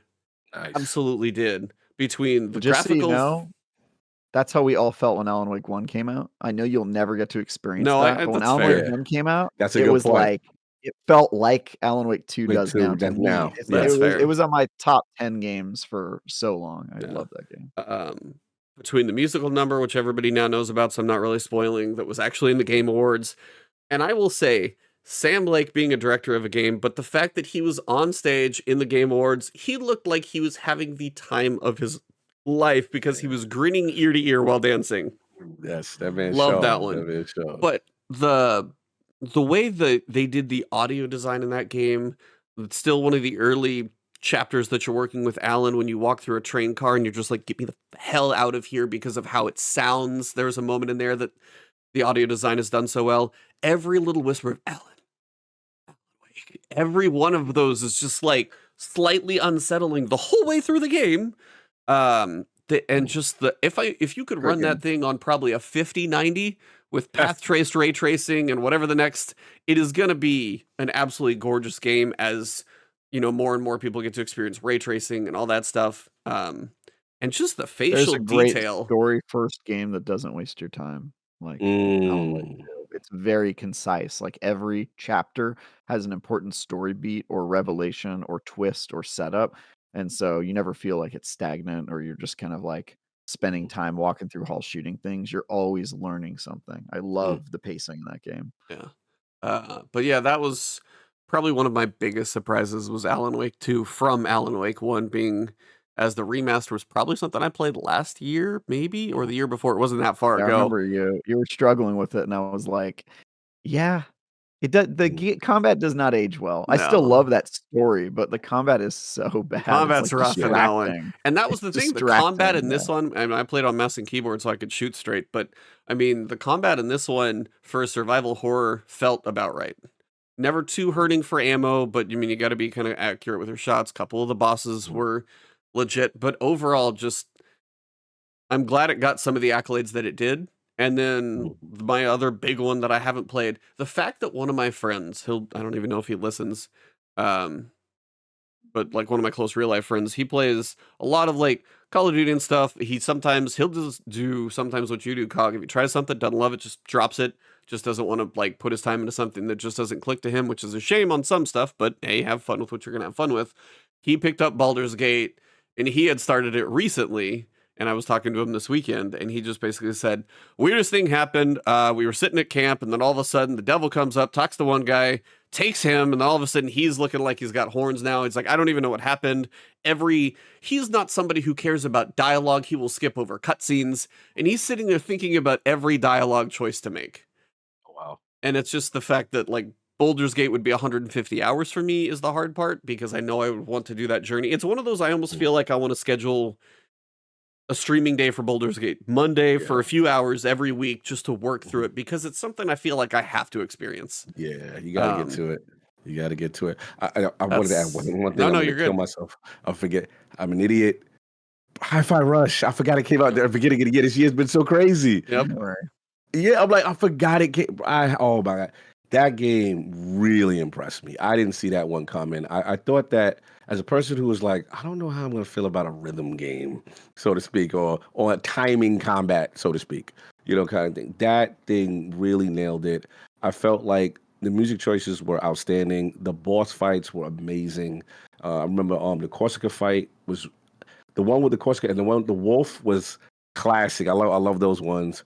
And it really told a heartfelt story. I think they got like a new little character mascot, so to speak. And I was surprised the little feels with Shy and 808 and stuff like that. It was really cool. I that one I didn't see coming, so I forgot. Hi-Fi Rush, damn it! So many games this year, bro. You can't. It's just this year's crazy. Yeah, I mean, I didn't even get to Sea of Stars. That is one that I have to do for me. Octopath 2. Octopath 2, I've heard it's pretty good. And then Super Mario Wonder. I haven't played that either. So there's four. So the four big ones for me that I would say, I could make my list of top games and probably rank them however I want to, but the four big ones that are not on that list: Mario Wonder, Sea of Stars, Baldur's Gate, and Zelda, which is a massive amount of the Game Awards. Like that's like 3 of the biggest games. I know, exactly. And that's the problem, is they are some of the biggest games of the year. I'll speak for all 3 of them. Tears of the Kingdom is a masterpiece. It does things no other game has done in terms of like freedom and creativity and asymmetrical problem solving. It's goddamn amazing and brilliant. Super Mario Wonder is I wouldn't put it as high as other people. I think it's a great platformer. I think Pizza Tower is better as a platformer, but I've heard about that. But it is a very cool. It just reminds you of why those games are timeless and great, and the art is fantastic, and it's just a lot of fun. And then Baldur's Gate 3, I think I'm the only one here who beat that one. It's absolutely. I would say the killer feature of that game is how much your decisions matter until the until the end, kind of like I'm pulling a Mass Effect there. But your decisions really, really matter in terms of what you experience moment to moment, chapter to chapter in that game. I think it does player agency and unpredictability so well. It even lets me forgive it for being in the Dungeons and Dragons universe, which is a pretty big deal. So yeah. Great game. I mean, and then shout out to Spider-Man 2 for me, at least. I haven't finished the story yet. It's a good game. But what I've experienced so far, I still always love the combat, the feel, and it has like the real moment so far that I experienced between Miles and Mary or MJ, and then Peter so far. And then also, I did not expect Harry's character to be somebody that I would be kind of invested in as much as I am. I'm still kind of I don't know if I'm about 2/3 through. I don't want to spoil anything too much of where I am. I know I still have more pieces to go, so that's kind of where I haven't finished it yet, but that's one I've been slowly trying to play it when my wife is kind of hanging out on the couch upstairs next to me, so she can be there for just like the story moments, just to at least see one of these, because I would probably do the same thing for God of War, but I've learned not to do it on a higher difficulty, because if I'm sitting there dying, it takes away from her watching the story. But I've been trying to go through it on the highest difficulty, and it's just fun to kind of get everything right. So I have really enjoyed that one so far too. I just haven't finished it yet. But yeah, it's been, there's a lot of massive games that are going to be fantastic when I get to them this year, but there's also been so many more that I have played, and it's been kind of an amazing year for games, with so many that I've missed and still so many that I've played. This is probably a good point for us to probably take a little, like, kind of possible audio break per se. So if you guys are enjoying this one, tune in next week for the other half of this podcast as we talk about some other things, but that's a lot of the game talk for now. And then if you guys are watching the video, there's probably going to be basically a very minimal cut, and then we will come back for part 2. And we are, I was going to say, and we are back. And if you guys are watching this on video, it's just like the most stupid looking cut in the world. But if you guys are here for the audio part, you're getting this probably on a later week just to give you guys something on both weeks. And I feel like we talked a lot about games. I mean, we spend 50 weeks talking about Destiny on a podcast. And we also end up playing a lot of other things. We have things going on outside of games too sometimes. Travis doesn't have too much else going outside of games, but some of us do. He lives in the world of gaming.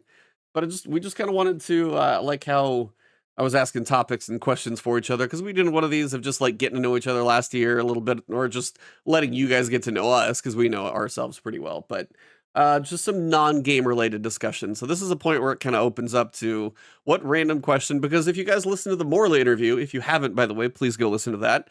Travis was keeping her on her toes with some interesting questions. But for us, this is just kind of the open, get to know a little bit more about the hosts, Cognito, Taigai, and Ebontis. What would you like to know? So, Cog, I'm going to let you have one first. So you get to kick us off. Just like, how are we going to jump off? Whatever you want. Whatever non-gaming related discussion you want to talk about. I'll start with one of your questions. You said work around gaming. We all do work around gaming, but how has it changed this year? Like outside of just like like whether stuff? it's, I mean, Travis did massive amount of reviews this year. How has his idea of being a reviewer changed? My content journey is earlier in the year was still more Destiny. I'd have done a lot more variety this year. For you, you've got the podcast, you've got lordsofgaming.net, you've got now Defining Duke and LSM. How has your journey in just your kind of gaming work been this year? Not so much just like what games you enjoyed or played or didn't, but like how has just your work related to it been?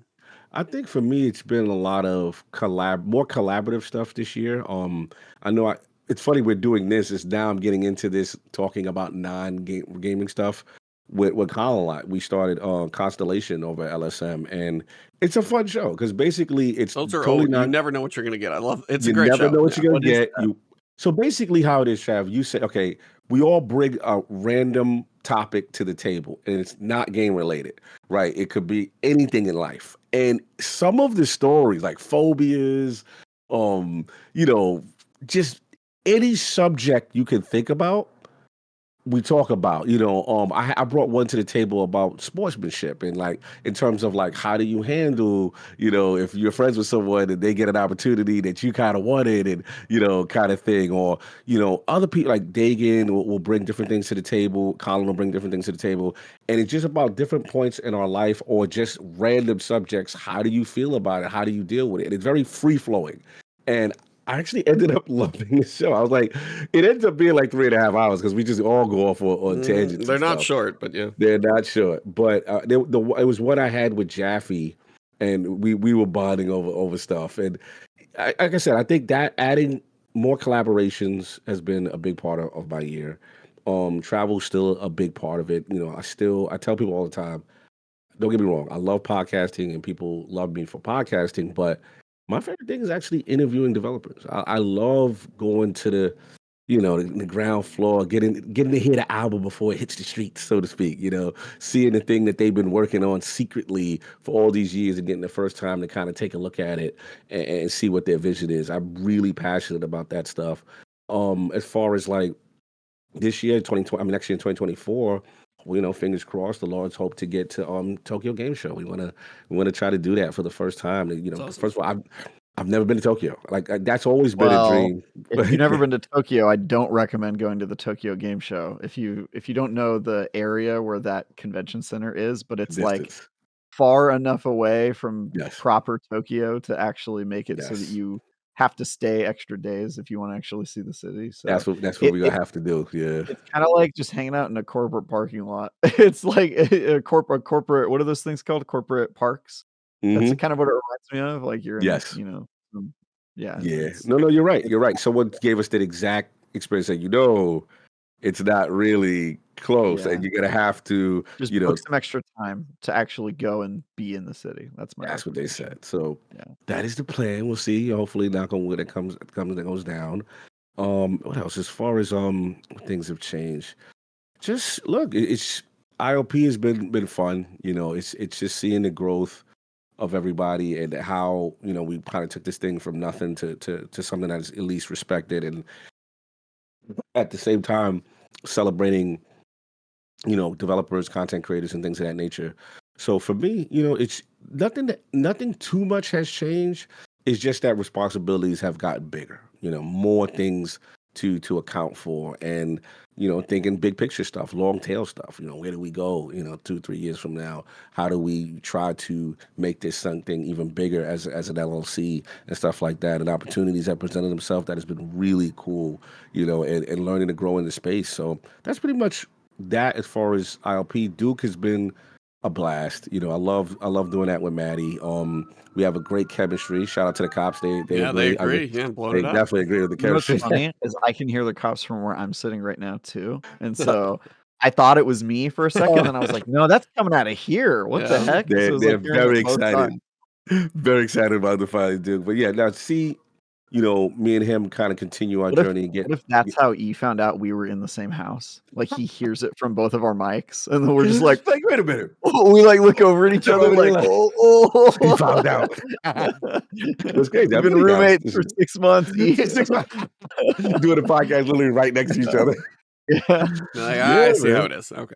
yeah. Yeah, Duke has been fun getting the synergy and continue to grow with him, and then also doing live shows. That's something really that's kind of new to me. I'd never done that before. Doing presentations on the most overrated game, and the or the most your game, greatest game of all time and stuff like that, and getting probably Travis is familiar with this stuff. Like, I've never done that in front of a stage and a whole audience in a real-time setting.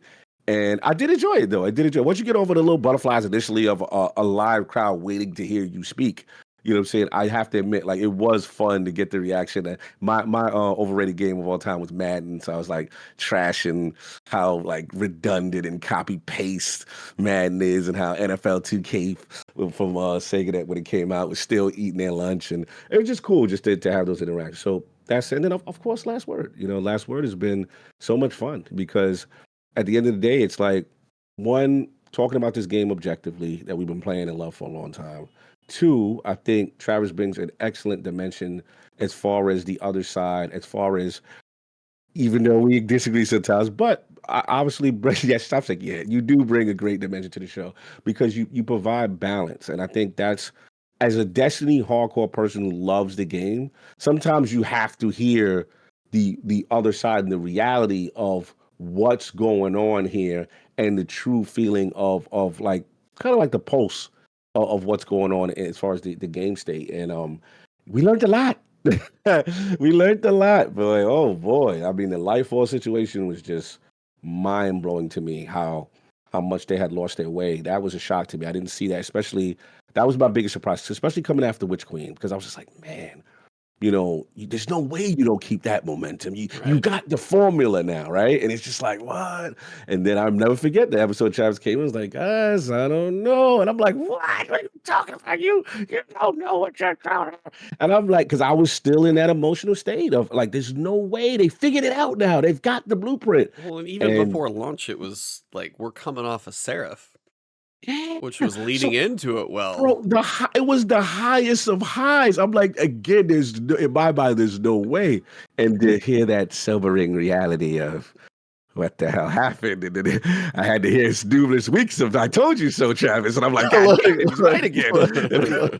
Look, I may have had some outside information there. I got to preview the event. I got to see the looks on the faces of Bungie developers, and I still had an instinct before, like when we saw the trailer. Even then, I was like, eh. But leading up to it, like when you guys are all high on Seraph, in my head, I was like, I know this is bad. Like I know it is. It's not going to be good, bro. That shit, it was sobering, bro. I was like, I cannot believe we fell this far. Like, and then to spiral down to either the business and the layoffs. And you're like, so Last Word was very cool for that, right? And understanding where this game is going, and then also the cool stuff we did. We had more. We got to have more We've had amazing, like obviously the family, the extended family. Shout out to Teddy. He helped me through the dungeon recently, and then Scarrow, Mano, you know what I'm saying, all the usual suspects that come in and help us out. And the show, like what I really was impressed with Last Word is how much we are respected. Did we have Farnsworth on this year? Wasn't it this year? I'm bugging. Or last year? I mean, I think that was this this year. God, It's just been a blur. I felt we had Tom 'cause it was I think Farnsworth. season. it was It this was year because last. it was Oh, it was right last year. before Okay. Lightfall. Okay, gotcha. We But had yeah, him on for season of which season? Haunted, right? Because that was No, it was his. the pirate one. Mm, We might have had him in It, Plunder, but I think it was for Haunted because I think okay. that was yeah, the we season were he worked talking to him on. about Haunted, and I think it was Mm. during Plunder. Yeah, Okay, that sounds about yeah. right. No, So it's been so cool, man, and just to, like I said, look at this game objectively and with the highs and the lows and all the funny moments with classics. So yeah, what about you guys? Travis, Um, you, yeah, I don't know when you sleep. First off, no one does. So if you do sleep a little bit here and there, that's probably good for you. But this I year, don't sleep. I just take thousands of micro naps throughout the day. there you go. That would somehow that wouldn't surprise me with your crazy personality, but No, I sleep 4 hours a night, but I've always done that. That's yeah. just I have a low sleep need. But no, like last year, I mean, we had, as Travis said, honestly, couldn't be happier to have you join the podcast to bring an outside perspective, but also just kind of just a different set of knowledge to the podcast that obviously I don't have for sure. No, Um, but just also a good perspective from the critical thinking, reviewing side of things. I mean, it's been just always good to kind of get your perspective. But just for you this year alone, you somehow passed the number of games you reviewed last year when you were the number one reviewer at IGN, and you did it while reviewing Diablo, not even Jesus. reviewing Starfield and Hogwarts Legacy, and a couple massive games. You somehow beat it. So how have you like changed? Is your review process better? Are you more refined at it? Are you a better writer? I saw your tweet where you actually did thank what was it, Tom Marks, I think, and Dan Stapleton Dan both for Stapleton. that stuff. Yeah. Just like how was your journey just this year of now reviewing that many more? How's it been? What's it been like? Yeah, so I kind of have done a reverse cognito. Mm, He was talking about how he's been able to stop focusing on minutia and getting through the day and focusing on the future. And I feel like a lot in early my career, I was focused on the future. I was not really present. I was, how am I going to get to that next level? How am I going to get to that next, um, when am I going to start getting paid for this work? Stuff like that that I was focused on. And now I'm at IGN, and I feel like I mostly understand the skill set of what it takes to be a good reviewer. Obviously, I'm still learning, but I have that base there. For the first time in my career, I was able to stop thinking about the future and just focus on the work. And I think the mm, result that the work was better. And so I think that's like a privilege you don't really get until you um, get to get in a place where you get to be comfortable. And I've never really been comfortable in this industry mm. just because Interesting. Oh, I've always been, like, trying to break through, you know what I mean? Trying to get through, like, the noise and get into a position where I felt like I knew what I was doing, you know? And so I think the first couple years I was writing for IGN, I was getting a couple reviews and was definitely still getting my legs under me in terms of what it actually took to be a good critic at this level. I started writing for them in, I think, summer of 2019. And then, COVID made that learning curve even more difficult because there's no office or physical way, and you have to do recordings in your own house and buy the equipment to record yourself and yada yada. It's like really challenging to do that stuff. And I think last year was my breakthrough year in terms of I'm doing a ton of reviews, but I was still sort of learning the ropes and getting good at it. And this is a year where I got to just focus on the work. Every review, I just dove down as deep as I could and I tried to do my best and I didn't really worry about like what tomorrow would bring. Just enjoying doing what I'm doing, right? mhm. And that was really cool. I feel like I am getting better. Um, and it doesn't feel like work, which is why I'm able to work as long as I do because I'm just enjoying myself and having fun, and I Yes. have a fiance who's also a workaholic. In Yeah, terms you of guys are quite a the pair. Yes. Yeah, in terms of the other stuff, like, previews, I Mhm, really feel like I'm finally starting to get good at previews as well. It's a completely different discipline. You're not really critically evaluating a game. You're just sort of trying to look for the glimmer of hope in what it might end up being and then telling people about that. That's sort of kind of how I approach that side of it. And under Ryan McCaffrey's tutelage, who I became a lot closer with this year, Nice. because we had access to the office again, so I was going in office to do like previews and see games Mhm. before they were out with him. And just he's a master. I mean, he really you Mm. guys know this. He's been in the industry Yeah, forever, and with Oh with yeah, good reason. legend. He's a legendary figure Mhm. in my book, and he taught me a ton, and he also gave me the opportunity to produce IGN First, which was that was big. Mm. I remember so, that. so, That's so huge. cool. That's like not something they let contractors do, by the Yeah. way. Like as a contributor, the ability to, I mean, I kind of got lucky because the person who was supposed to do it had to bail, but like, being available and the fact that he knew that I could do that, like he believed in me, Nice. is amazing. And I don't often think like, "Oh yeah, I crushed that," but like that Mm. IGN First was awesome. And I feel Nice. like I put together a content map without any guidance or help from him. He was like, "Hey, Mm. I'm too busy to even look at this, so can you put Mm. together just like what a month long of coverage looks like and then coordinate with our video team and then just like do it?" And I just Mm. did it. Like I did all that Nice. stuff. And it was really really cool to do that. In terms of the areas I grew the most, this year I started covering proper news coverage and Mm. doing journalism stuff for the first Mm. time. This is not an area I ever thought I would venture into. I do not call myself a journalist, as some in the industry rightfully do. Obviously, there are journalists in the games industry. I'm not really one of them, but I did get to dip my toes into that world, covering the Activision Xbox court proceedings and Mm. getting to go and do the Dungeons and Dragons tabletop coverage and go into the Wizards of the Coast HQ and covering events and doing stuff like that. And so Like the in mothership calling you interviews, home on that one. yeah, that's Yeah. right. I interviewed I got to interview the Diablo 4 team a bunch of times before and then after the game was out and published some content on them. And so yeah, it was cool to kind of start to get to do journalism stuff. I'm still very uncomfortable in that world. Mhm. I feel unqualified. I feel like I Mhm. don't really know what I'm doing. But the good news is I've got Kat Bailey and Rebecca Valentine in my corner Nice. to answer all my questions and make me look like I do know what I'm doing. And Shout so out to Rebecca. they're such badasses, and they really helped me kind of hone that skill. And also they were the ones who asked me to do it too. Like I didn't Nice. volunteer. I never would have volunteered for covering proper news, but they were like, "Hey, we think you should try this." And I got a few pieces published that I'm super super proud of. The Tears of the Kingdom speedrunning article is still maybe my favorite thing I've ever made.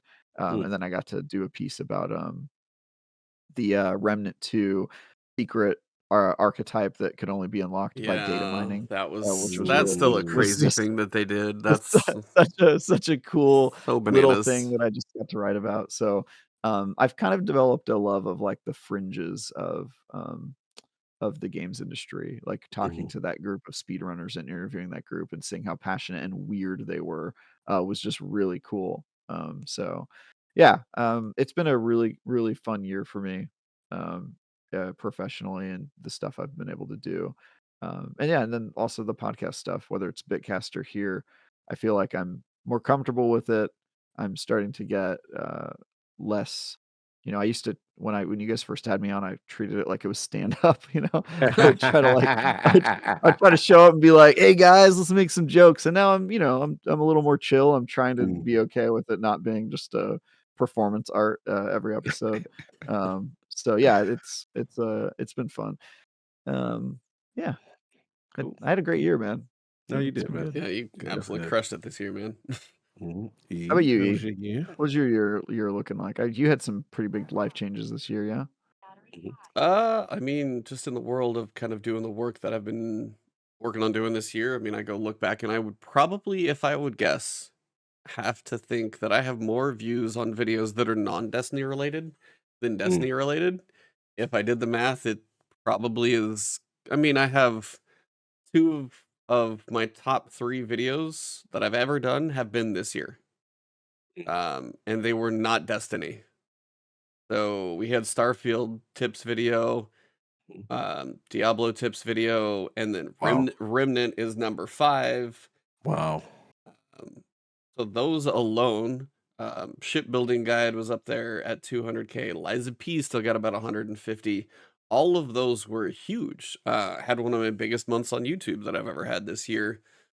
Thanks to Starfield obviously being a thing. And just that video going absolutely bonkers and finding the right traction. But for me, that's kind of been part of the journey, is trying to now reach out to PR contacts and publishers and kind of do the cold calling thing of trying to see if you can get your name slash foot in the door to be part of those releases. I actually just got early access to something that I'm going to be working on coverage for. Starts in January for something coming out in a couple months. So it's trying to get more into that, because for the health of my channel, for what I'm trying to do long term, focusing on Destiny, the more and more we watch what's happening is going to be a hard prospect in more and more creators. And it's also just the views in Destiny. I mean, I watched, my exotic guide that I did yesterday. I watched Mano do his, and even you see somebody like Fallout or Cross, and you see the views that they get on an exotic bow guide. For when the mission isn't overly that hard, but also it's just the views across the board. It's a very saturated, content pool, because there's just more people doing it than there probably have ever been. A lot of high quality people, that I would put far beyond me. And everybody has their niche in how they work on stuff, but it's just Destiny is very saturated, and also the population is just slowly dwindling lower, and that just kind of is how it's been going. So this year has been eye-opening to see the fact that the variety does have potential for me. Yeah, it's a big thing for you. The niches of my tips guides, whether they're longer than I would ever expect them to be, but still actually find a place for people to watch them, has been refreshing. It's like, I know I still have to work on my craft of, I need to get more into a little less ad-libbing, more scripts. That's something I know I want to work on more in 24, because I've not done so much scripting. More, if it is anything, it's bullet points to hit highlights on something like a tips video. Right. Just to kind of make things a bit more concise and tight. I do want to work on like some more editing and stuff. There's always like little projects in the back of my mind, but sometimes it's also hard to find the time to do that when you could put your effort into editing something, or if it's just the content itself can still get the views. Sometimes it doesn't matter quite as much, but it's just trying to work on quality. But yeah, it's been the early access to things that has allowed me to get the guide. The one that probably blew me away was like, I mean, I give Starfield a hard time about a lot of things. I put 130 hours into the game, so I definitely got a fair critique on it. But the fact that I got to play it early, the fact that I, had applied for a while. There was a point where I asked for a key for Redfall, and I got a key for Redfall, but I never had played it as much. And then on Keymailer, which is one of the sites like you'll go through as a content creator, it's like, did you do any content coverage over Redfall? It's like, I did one stream to technically check the box for it. I don't know if it ever mattered or anything. It probably didn't matter too much because they didn't go through Keymailer. But when I got the option to do Starfield, I was like, that was big.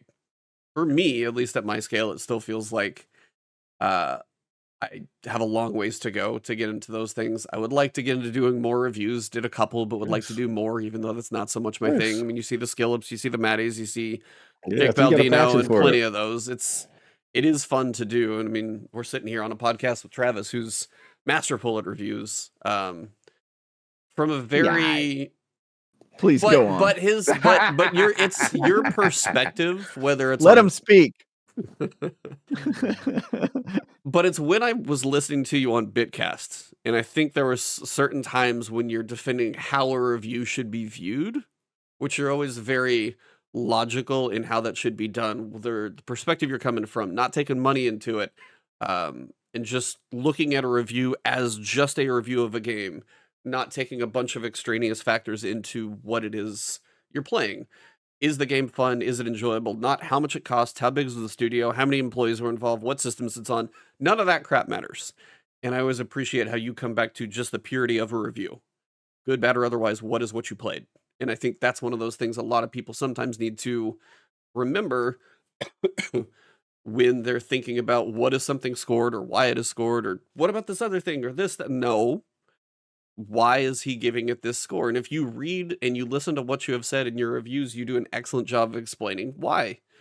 Because if you give something a high or low score, there are reasons to both of those.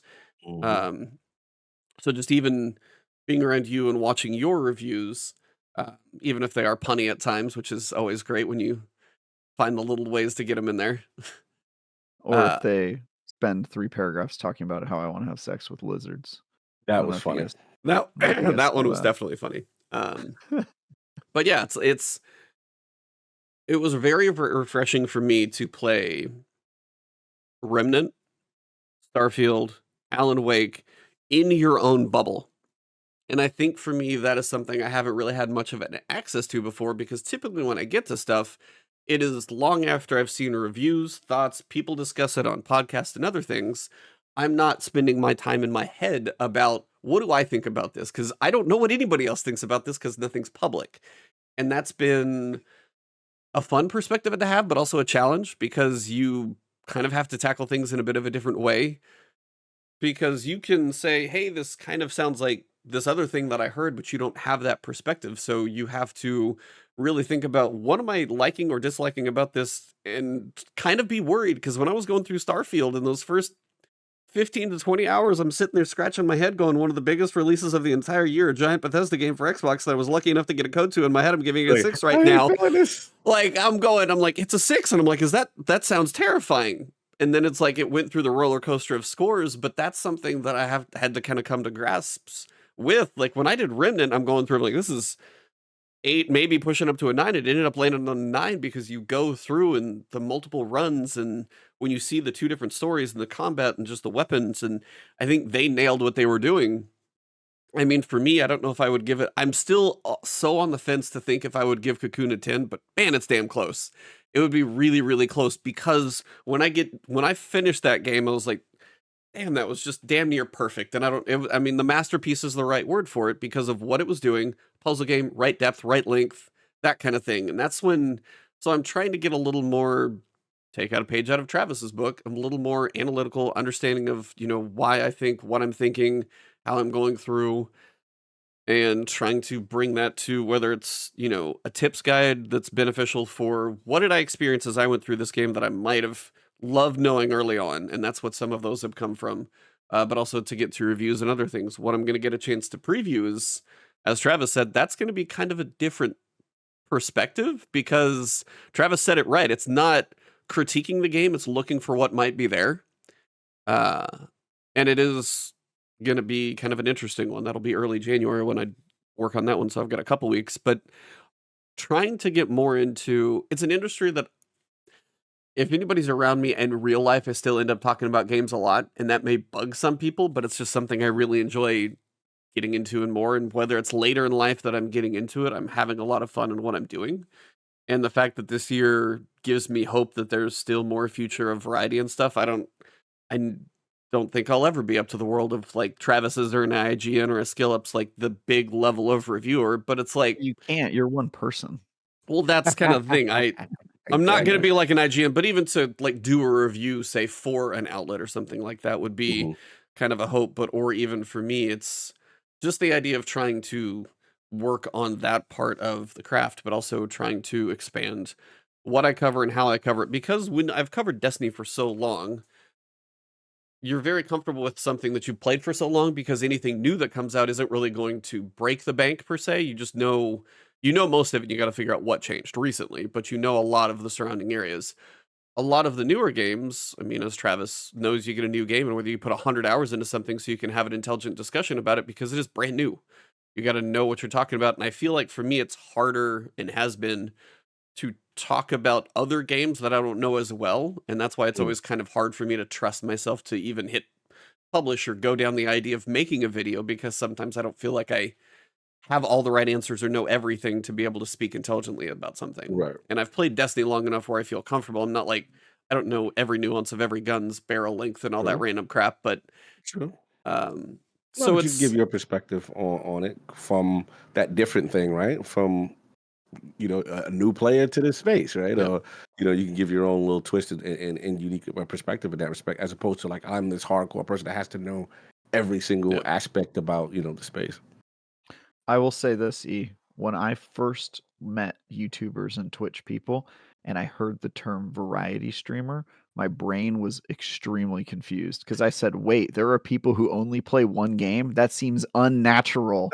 That's like, that'd be like if you met a guy and he'd be like, yeah, I'm really a a Fight Club main. I just watched that Just one watch movie one movie. over and Yeah. over again, and I just every day I watch that movie, and I'd be like, "What? That's not what you're supposed to do, bro. You're supposed to watch a bunch of different movies." So, I really like that you're getting out of Me too. the one game thing, because it does seem like a crazy idea to me, and I can't believe that there are some streamers that just dedicate to one game. And I Mhm. actually think it might just be a symptom of the when you started to become a streamer, because there weren't that many live service games and it was kind of a new idea. And now I feel like it's kind of like, there's so many new games and live service stuff coming out and battle royales and whatever, that the idea Mhm. of people playing just one game seems like it doesn't really jive with how how many games there are these days. Yeah. So I'm happy to see you get out there, and I'm really glad that it's going off pretty well for you so far. Mhm.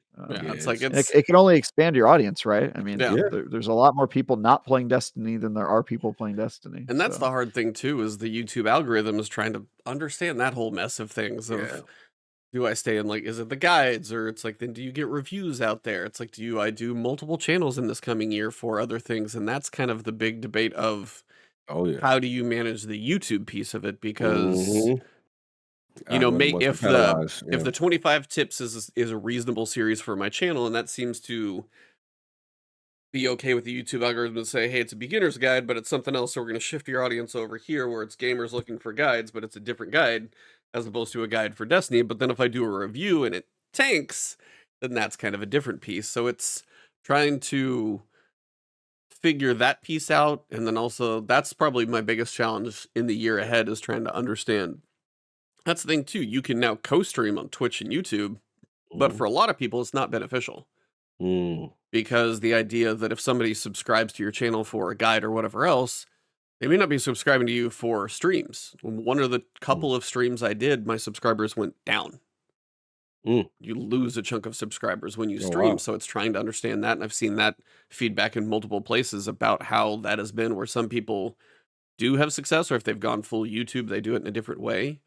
But the live streaming piece, still having Twitch be an alternate for me, it's not something I focused on as much. And that was the thing too. I didn't stream that much this year, hardly at all, Yeah. because I was playing stuff that I couldn't stream. And by the time I got done, I was so late into the game that I feel like I'd be kind of mean trying to stream Starfield and, New Game Plus or something. That wouldn't make much sense for a lot of people. you're That'd be kind kind of of broken. walking a fine line between being a YouTuber and being a streamer, huh? I Because was I like, feel like when I met you, you were a streamer, not a YouTuber as much. Is that accurate or the no? YouTube has always been more of a primary thing. The Mm. streaming for me has been, if I'm gonna say play Elden Ring, when I go to play Elden Ring, that's not something I've been able to make content for previously, but it's something I want to experience. So if I'm done making my Destiny content for the day, but I want to like play Elden Ring, I probably will stream, hang out with the people in the community and stuff like that, and I'll just play online.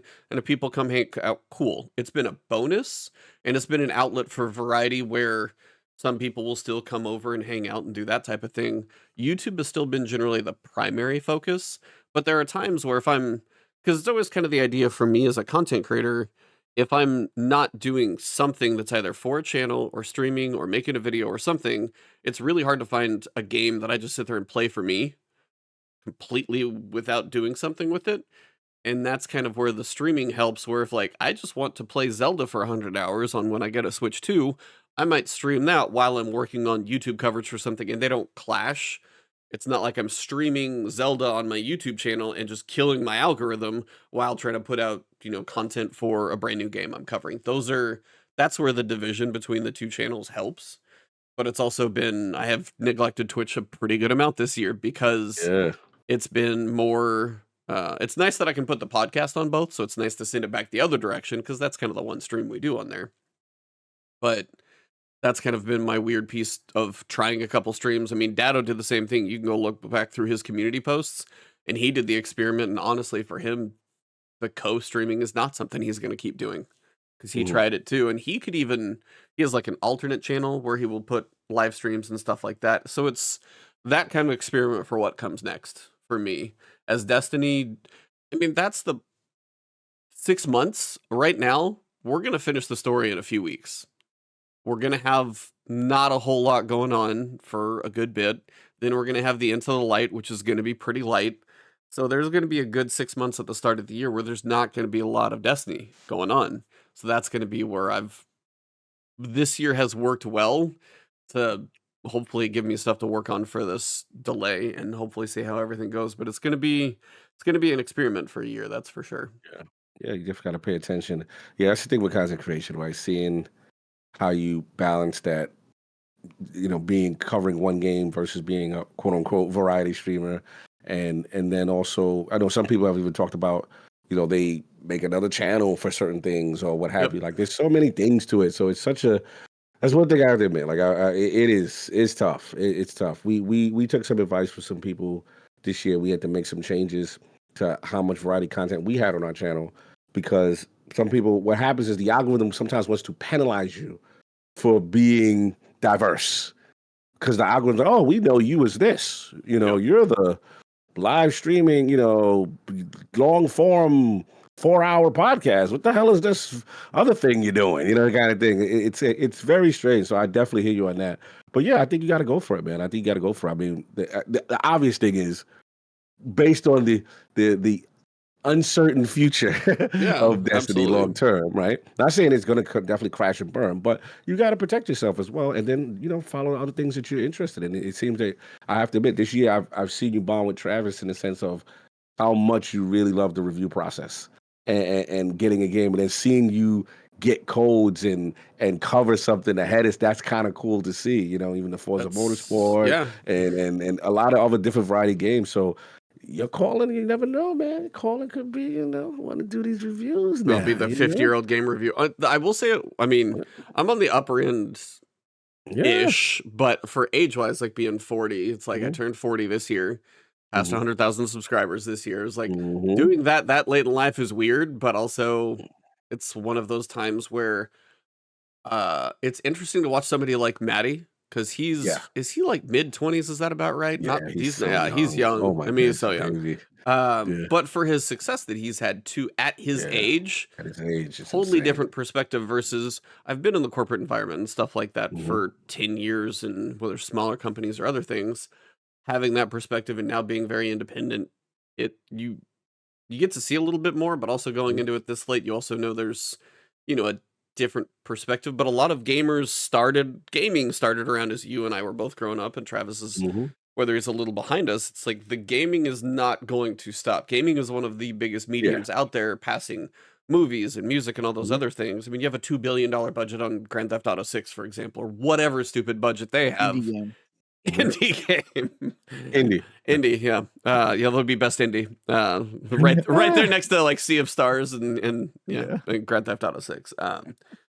Gaming is huge, and that's kind of one of those Yeah. things I've always said because I've been gaming since I could, 8-bit Nintendo and Mega Man and all that, Mario Brothers 3 and all that. It's been something I've always thoroughly enjoyed, and now to be able to kind of have sometimes it does feel like work, and sometimes there's the little chipmunk in the back of your brain that's like, oh, you're doing something that's not content related, and can you really like hang out on the TV and watch a movie? And it's trying to work on that balance sometimes because you can totally go in crazy and kill yourself, and you can go all Mhm. for it, or you can try and balance and still be, husband and stuff like that a little bit too. Travis Mhm. somehow has the magic of both. And No. that kind of may be a thing next year if I do more variety and they need to put more time into things. That may Mhm. be where it's like, hey, I'm going to be in here more because I can't Yeah. just log into the new Destiny thing, make a quick video. It's like, hey, I got to go put 20, 30 hours in a new game to try and make something on it. And that's going to be kind of the different task for next year. But I've told myself that I'm probably going to play games until I can't. Like functionally, visually, hands don't work, whatever it may be. I'm going to be a gamer and that's That's kind of the that's thing. why I'm single. I'm like, I ain't giving it up. I'm sorry. These are non-negotiable. I'm Oh, you're sorry. giving it up. Oh, yeah. You're He's not stupid. single. But no, it's like I think games they are a very unique medium, whether it's art or movies. And you get to watch a movie like Oppenheimer this year, which what I really enjoyed. Not a lot of some of my friends may be not as much, but just I mean the editing and all that stuff is crazy. Interstellar still those are crazy journeys that you get in that little window. But being as you interact, you go through the journey, you make the choices, you have the skill feats, you figure out the puzzle, whatever it is. Being as it's something you're interacting with, games always do something unique. And as the medium continues to push, we get all levels of things from 150 hours of story choices in Baldur's Gate 3 to a 4-hour puzzle game that both blow you away in very different ways, all the way to, you know, shooting that feels realistic and space magic in between. It's a medium that I'm probably going to keep enjoying, and I hope we continue to get, like Travis says, innovation and things that push the genre forward to find new experiences and new things that keep it all fresh. So that was a whole lot of random discussion about That was one question. that was guys. How one many questions are question we gonna on get off variety of Yeah, topic. he day. had bars. He had bars for this. Sorry. How about I what is I your will say this up for everybody who was like, my God, he just didn't shut up for like half an hour. Throughout the entire year when we host, I'm usually trying to make sure we work through the podcast and Yeah. other things and stuff like that. And the one or two times I'm on another show, I probably talk too much. And then the times I'm on here when I just ramble about who knows what, that's probably the times where I probably do say too much, and it's probably because I've been saving it up all year long. So I You've been apologize. saving it. You've been That's letting all. it out. That's all. Let it out. Anyway, building Judge. it up until it finally just all comes out? Yeah, I was gonna ask, what is your personal life, cannot be related to anything professional, your biggest personal life change that you're happiest about or most excited about? Personal development. So for me, I'll go and I'll knock mine out pretty quick. Mhm. Mine is actually going to be, I'm 40, and it's not an unhealthy thing, but it is to a point, whether it's blood work or weight or other things. Yeah, you I've stole got mine. I mean, that's, you know, it's like health is wealth. I mean, I'll give that one right back to you because that's definitely yours. But for me at 40, I've got a vacation in April. I've got a wedding in August, of which I've got to buy a new suit for, and then Yes. GCX. And I don't know how many times that I've told myself, I'm going to get in shape, I'm going to look good at the pool. And then I always end up finding an excuse, or I just get lazy, or my wife and I's birthdays are a week apart and we celebrate with just way too much dessert and everything. And then you get to this time of the year, and it's kind of one of those. But being 40, go to the doctor, getting blood work done, whatever it may be. And also this year was a little weird because at the end of last year, I thankfully did not have a bad ladder fall, but I banged my knee pretty good. Yeah, remember that? Yeah, I banged my knee Ladder pretty fall. hard. very lucky. And on top of that, my feet I have relatively flat feet. They're not really bad, but they're not great. So it's a combination of, there are times where I will just like walk around my house and my heels hurt like hell. And it's just like, That sound like heel spurs. it is. had I mean, that. they're tiny I've had to a heel point. spurs. So it's Yeah, you got to get that done. I had to get the orthotic insoles and that type of stuff. So I'm like, I am officially hitting 40 and all the old man crap at this point. I had that young. That's painful, bro. That means like when you get out of bed, the minute you put your feet on the ground. Woo. Yeah. So that's been part of my year. So some of my working out, a buddy bought a rowing machine but wasn't using it as much because he got a Peloton. So I've been using a rowing machine in the other room. And I did like my little Top Gun sprints, but I mean, I put, I don't know, 800,000 meters on the rowing machine this year. So I rowed a lot. But finally, after I saw a podiatrist, got some orthotic insoles, I've got some ordered for that a little more custom. And also the fact that the heels aren't hurting as much. The knee got looked at. I had an MRI. My knee after being hit is generally okay. I mean, I'm 40, but there actually had no real damage in there because I was doing even like weightlifting for just even a body weight squat all the way down was not comfortable for a lot of this year. So like Astagrass, if you go all the way down on full extension, it was just, and it's slowly been better and better for being less uncomfortable when I do it. But even for like lunging, not the most comfortable. Lunges are always weird though. And it's like, I do enjoy lifting weights, but I also enjoy running, and I haven't run in a while. I did a Spartan Beast, and I kind of messed up my IT band. So my goal is by the time we get to Travis's wedding, I want to have a suit that fits me, and I want what fits me to be leaner. Now I don't have small legs. So that's one thing. Even if I worked out and lost weight, my legs aren't going to be small, and I am able to put on muscle for whatever reason. Could be because I eat a lot, but like I'm able to. But I would like to lean up the midsection for sure. So yeah, lean the midsection. Yeah, for both there's of us. a lot of tasty food there. There's a lot of tasty food there. So I would like to lean that one up. So when I buy a suit for Travis's wedding, that I'm like, this is a suit I'm happy I fit in. Not that I have to buy it and get it tailored because I need it to fit because of how I look. So that is my goal for the coming year, because I've actually been jogging outside a lot more recently. I've actually done back like some 5Ks, even if it's just like jogging and running. So that's my health piece going into next year is when I show up to Travis's wedding, I want to look better than I have in years. That's my goal. Ooh, there you go. Yeah, I'll add And then on. GCX right after that too. So GCX for sure, both. for sure. I'll add on it. Literally the same thing. I mean, this year was like, boy, you got to stay alive. like you Well, having two. you got Bro, something. the near death experiences. I had like 3 near death experiences. Like it was ridiculous. Like the top of the year was what is it, the diverticulitis. I learned what that was, right? You have the pain in the stomach and you're like, what is going on? You go to the emergency room and they're like, yeah, you know, you got diverticulitis. So now you have to make these diet changes. And I'm like, all right, you know, kind of more less meat, high in fiber kind of deal. So I messed up with that. That was fine. But then the middle of the year, and this was right after GCX, Yeah. coming back from Orlando, and then it's like, okay, what's going on? Why am I in so much pain? Why is my breathing affected? It was pretty scary. And then to go back to the ER again, and then to find out, because I tested myself, I was like, well, maybe I'm sick because of COVID or something. And I did a home test and it was negative. And I'm like, oh, not that. But they go back and they say, oh yeah, you got the new joint. You got the new COVID. And they were like mad excited. They were like, yeah, we're going to keep you for 5 days. We're going to sequester you. And I'm like, wow. And my breathing was really labored. And just the sobering reality of, as I was coming out of it, the doctor was telling me, like, look, man, if you weren't an in shape guy, because that compounded with the diverticulitis, compounded with everything else, really did damage. So that was sobering as well. And I think for me, it was just more so, as you get to Agent 47, because I'm not a young pup anymore, you start to realize things break down. When you get to this age, it's all about maintenance and upkeep and proactive maintenance. So like you said, doing your blood work, learning what's going on, checking the blood pressure. Yo, it's kind of high. What's going on here? We got to bring this down.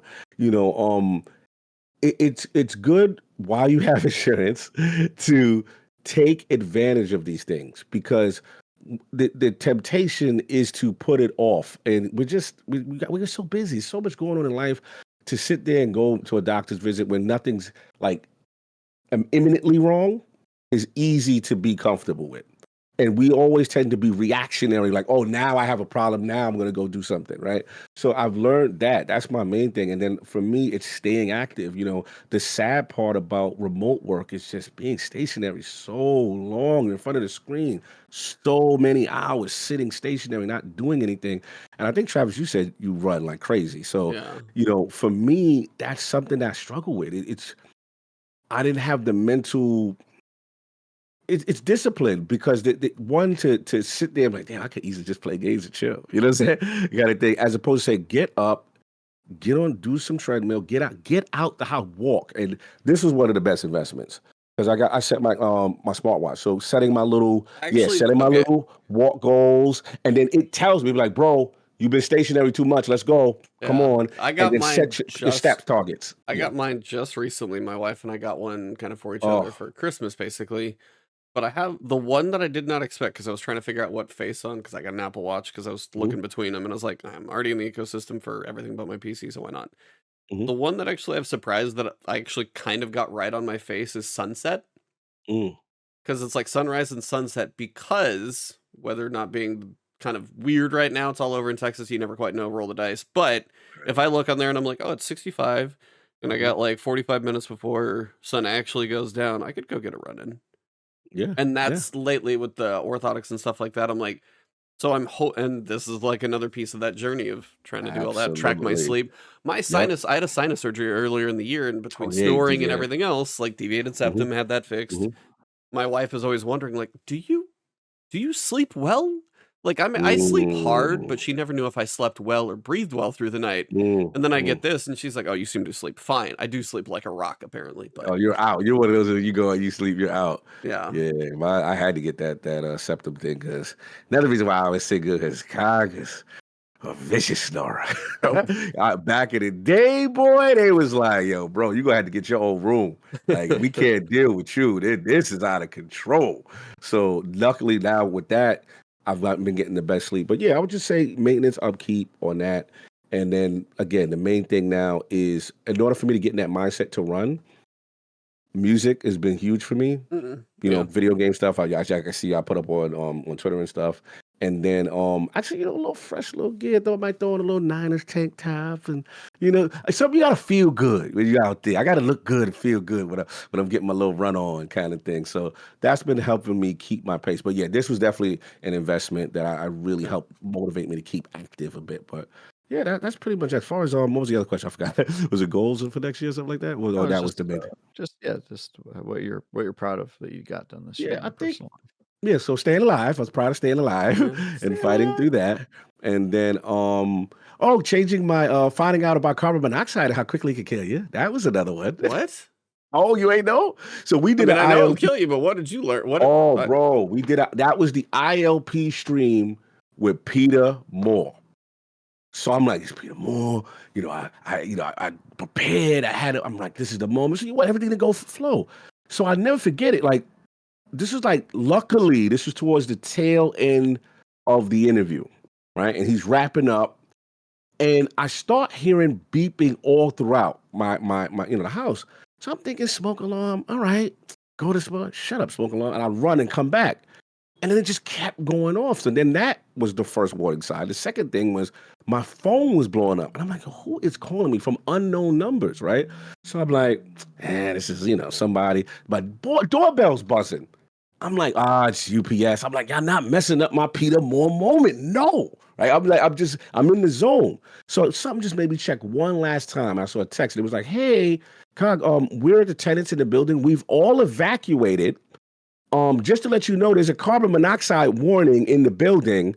And I was like, so you see, like, yo. So at this point, I'm texting Cab, like, yo, something's going down. I may have to leave the stream. Now, at this point, Peter has left. And then I hear somebody like at my door, like, sound like they're trying to break in. I'm like, yo, what the Maintenance, So I get probably, up. or something like that. Bro, it's the fire department. Oh my And God. he's got like a CO, carbon dioxide meter. He's like, dangerous levels, get out of the apartment. And I'm like, all right, guys, stream's over.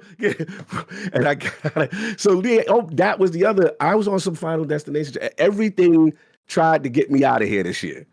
Bro, I literally escaped the whole building carbon monoxide without. So it was a leak in the basement that went through the whole apartment, and I had to leave the windows open, air it out until the fire department deemed safe. So I didn't come back until about 2-3 hours. So that show we had to end abruptly after the Peter Moore interview. But yeah, that was that. So staying alive, health maintenance, and excited for the future. And one of the things I'm excited at what I did I'm proud of what I did at Meta.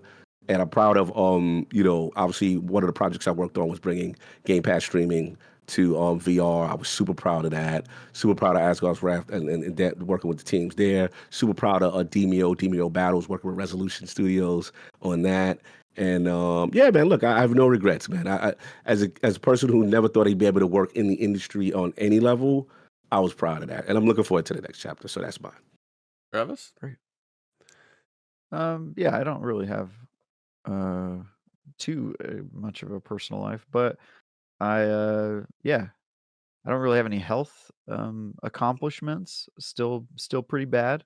Yeah. But I I got I think I'm planning a wedding, so I guess the Yeah. engagement was last year, so I can only rely on that one for so long. But planning a wedding is challenging and requires a lot of patience. And I hope that I'm becoming slightly more patient as a person. So I guess maybe Ooh. that. Learning Maybe a patience. little less intense. Mm. I just get I get very frustrated really quickly when things Really? aren't. Yeah, I'm not it's not like an anger thing. It's just Mhm. like I don't have time for this. So can we Mm. be more efficient about this? And sometimes life isn't about efficiency, which is Mhm. really it's against my programming to say that, but it is something that I'm learning, and I have a great partner who is the exact opposite of me in pretty much every way, and I think she's managed to balance me out a little I bit, was just which is about to ask cool. you that. So yeah, we balance each other out. We took one of those like Myers-Briggs tests, Yeah. and I am predictably the archetype of like that is most commonly associated with like the bad guys in movies, like Lex Luthor and whatnot. Because I most likely Travis to is the villain of the most podcast. likely That to sounds be the about villain right. and, Yeah. and overthrow the yeah, world. because it's like guy who doesn't believe in rules, doesn't use his emotions, only thinking. It's like all the stuff that is like very easy to be like, all right, doesn't have empathy or feelings, but also doesn't agree with authority. Like those two things, that's an overlap that often is very useful when you're writing a villain. And then D, I got 99% thinking, 1% feeling on that test, and she got literally 99% feeling, 1% thinking. What's she And damage? we have like the You exact guys are yin opposite and in yang. every category on that. And so yeah, that the only thing we have in common is we're both introverts. And so that allowed us to yeah, it's been great to use that dynamic and lean on her strengths to navigate through things that I'm not very good at navigating. So I guess I'll say that my relationship development, I guess, this year has been good, and planning a wedding has kind of been a good joint project. Nice. Yeah, it is no small thing to have a wedding wherever it ends up between. And ours was so not that big of a deal. Well, I saw the picture of your venue, and that's already more than ours was, because we got married in our living room, where I'm literally not too far away from over there. And then the thing about our wedding is we had gone to my wife's friends 3 different ones, and they were like bigger and in different places and all this stuff. But the thing they never got to do is eat. Oh wow. They had too many people. One of them didn't even have like time to eat their main course because they're just out there visiting everybody while they're walking around the whole time. Yeah.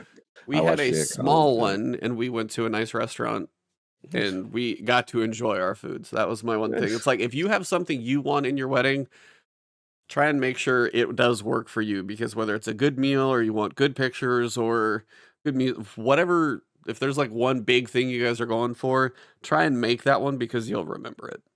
I think she wants to look pretty, and I want her to marry me before she finds out that I'm tricking her.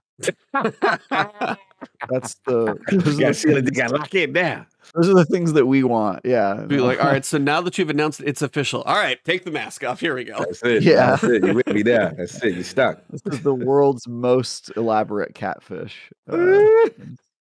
Yeah. I mean, she's been with you through this year of all the stuff that you've played and everything. I think she kind of knows what she's getting into. Yeah, she Mhm. does. By the way, she played a lot of she's in a lot of IGN reviews, because you can see her tag Girl Oh, Travis yeah. as like my co-op That's dope. partner. And actually in Asgard's Wrath 2, if you watch that video review, you actually see her in the review, because there's a point where I talk about how the game crashes sometimes, and then I show the game crashing, and it puts you back in your living room, Yeah. and you can see Yeah. her sitting on the couch, like yeah. So I got a girlfriend reveal, which is pretty nice. I was like, Nice. dude, it's your debut.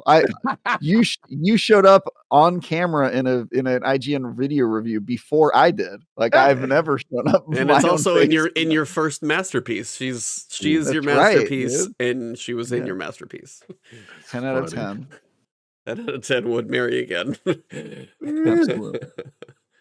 Hilarious. That's awesome. I will say, on a random note, I'm not going to count chickens before they hatch, but as 49er fans, it's been fun this Oh, year.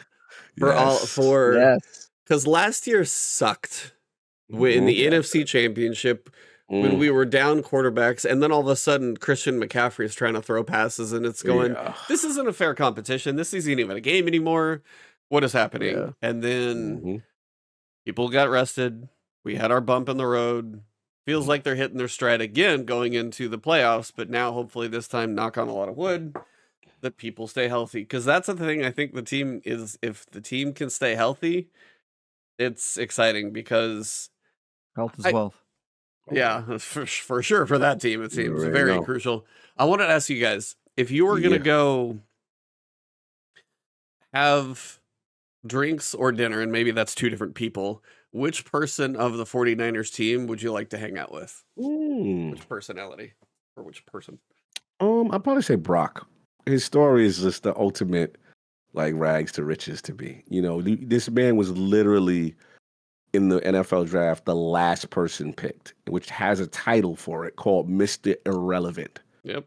And usually that person is relegated to maybe making the practice squad. His hope is to just try to be the super bench guy, and to see him elevated and then take advantage of an injury situation and then plug in. It's the Travis story, right? It's like, you know, you're working all hard, and then it's like, bro, somebody goes down, and we next man up, we need somebody. And then this kid ends up being so damn special where we're like, yo, do we have like the next one? He looks that good. So Brock Purdy's story is just amazing to me. Like, and he could win the MVP. There's a strong chance he could win the MVP.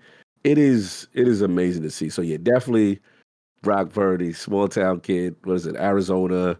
Iowa, Like, I think just is where he went to college. yeah, whatever. Just cool as a cucumber. Nothing rattles him. Same demeanor.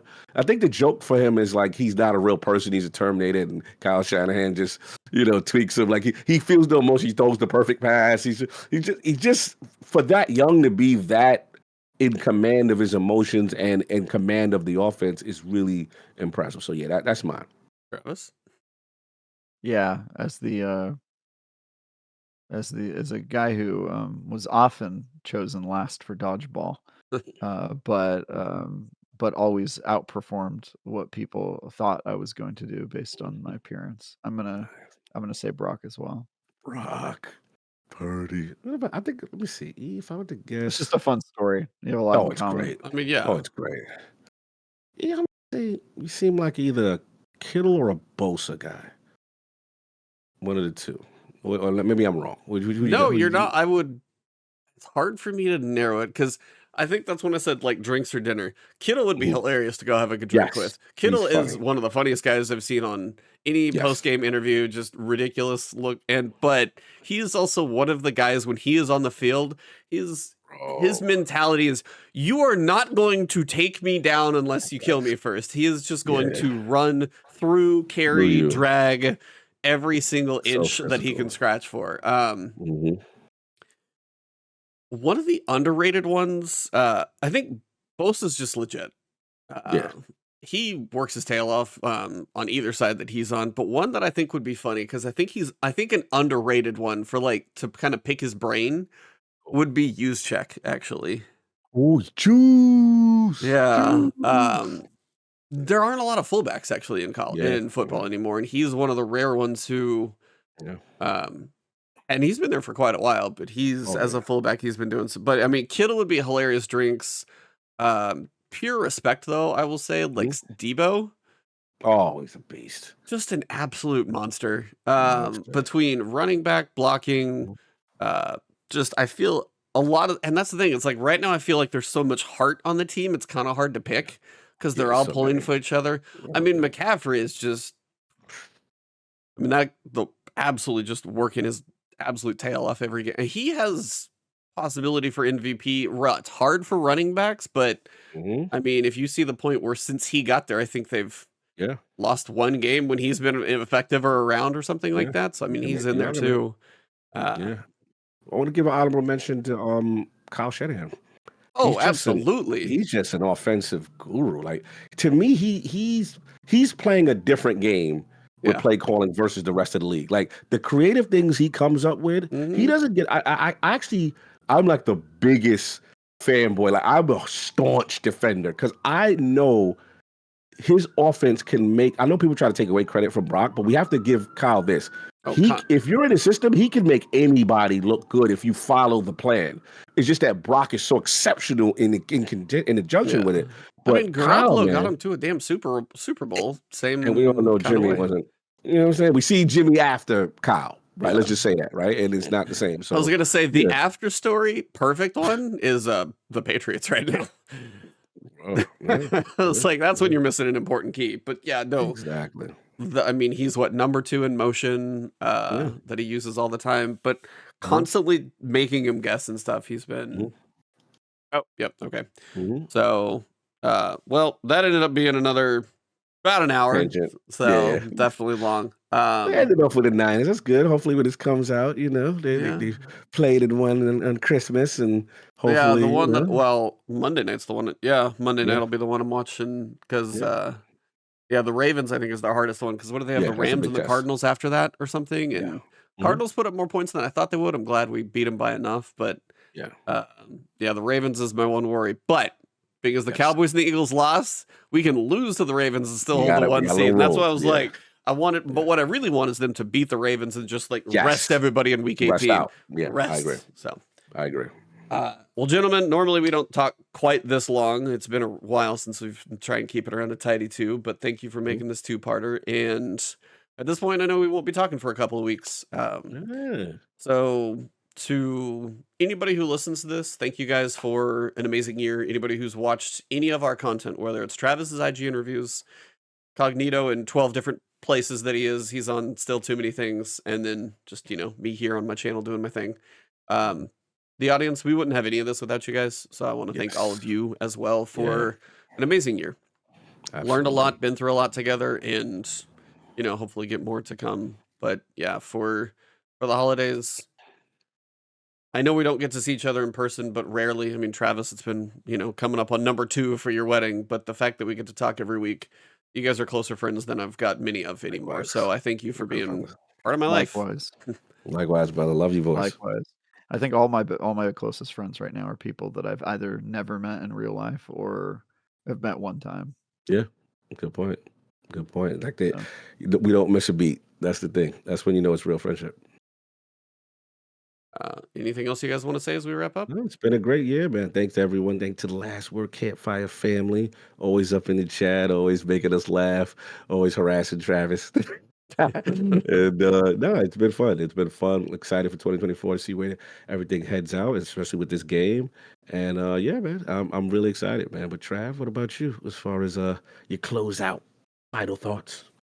yeah, my final thoughts are that no matter how the game Destiny is doing, I think the community is always very special and unique. And frankly, that's what keeps me going and motivated when the game is not motivating me, right? Is continuing to be a part of the conversation and a part of the community, and especially being able to talk to you guys.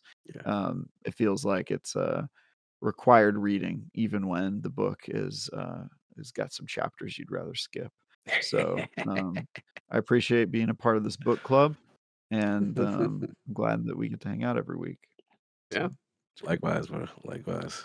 Well, it's been a pleasure, everyone. And this is where we wrap this year. So for not this episode, but for 2023, 2023. it has been The the last last Last word. word.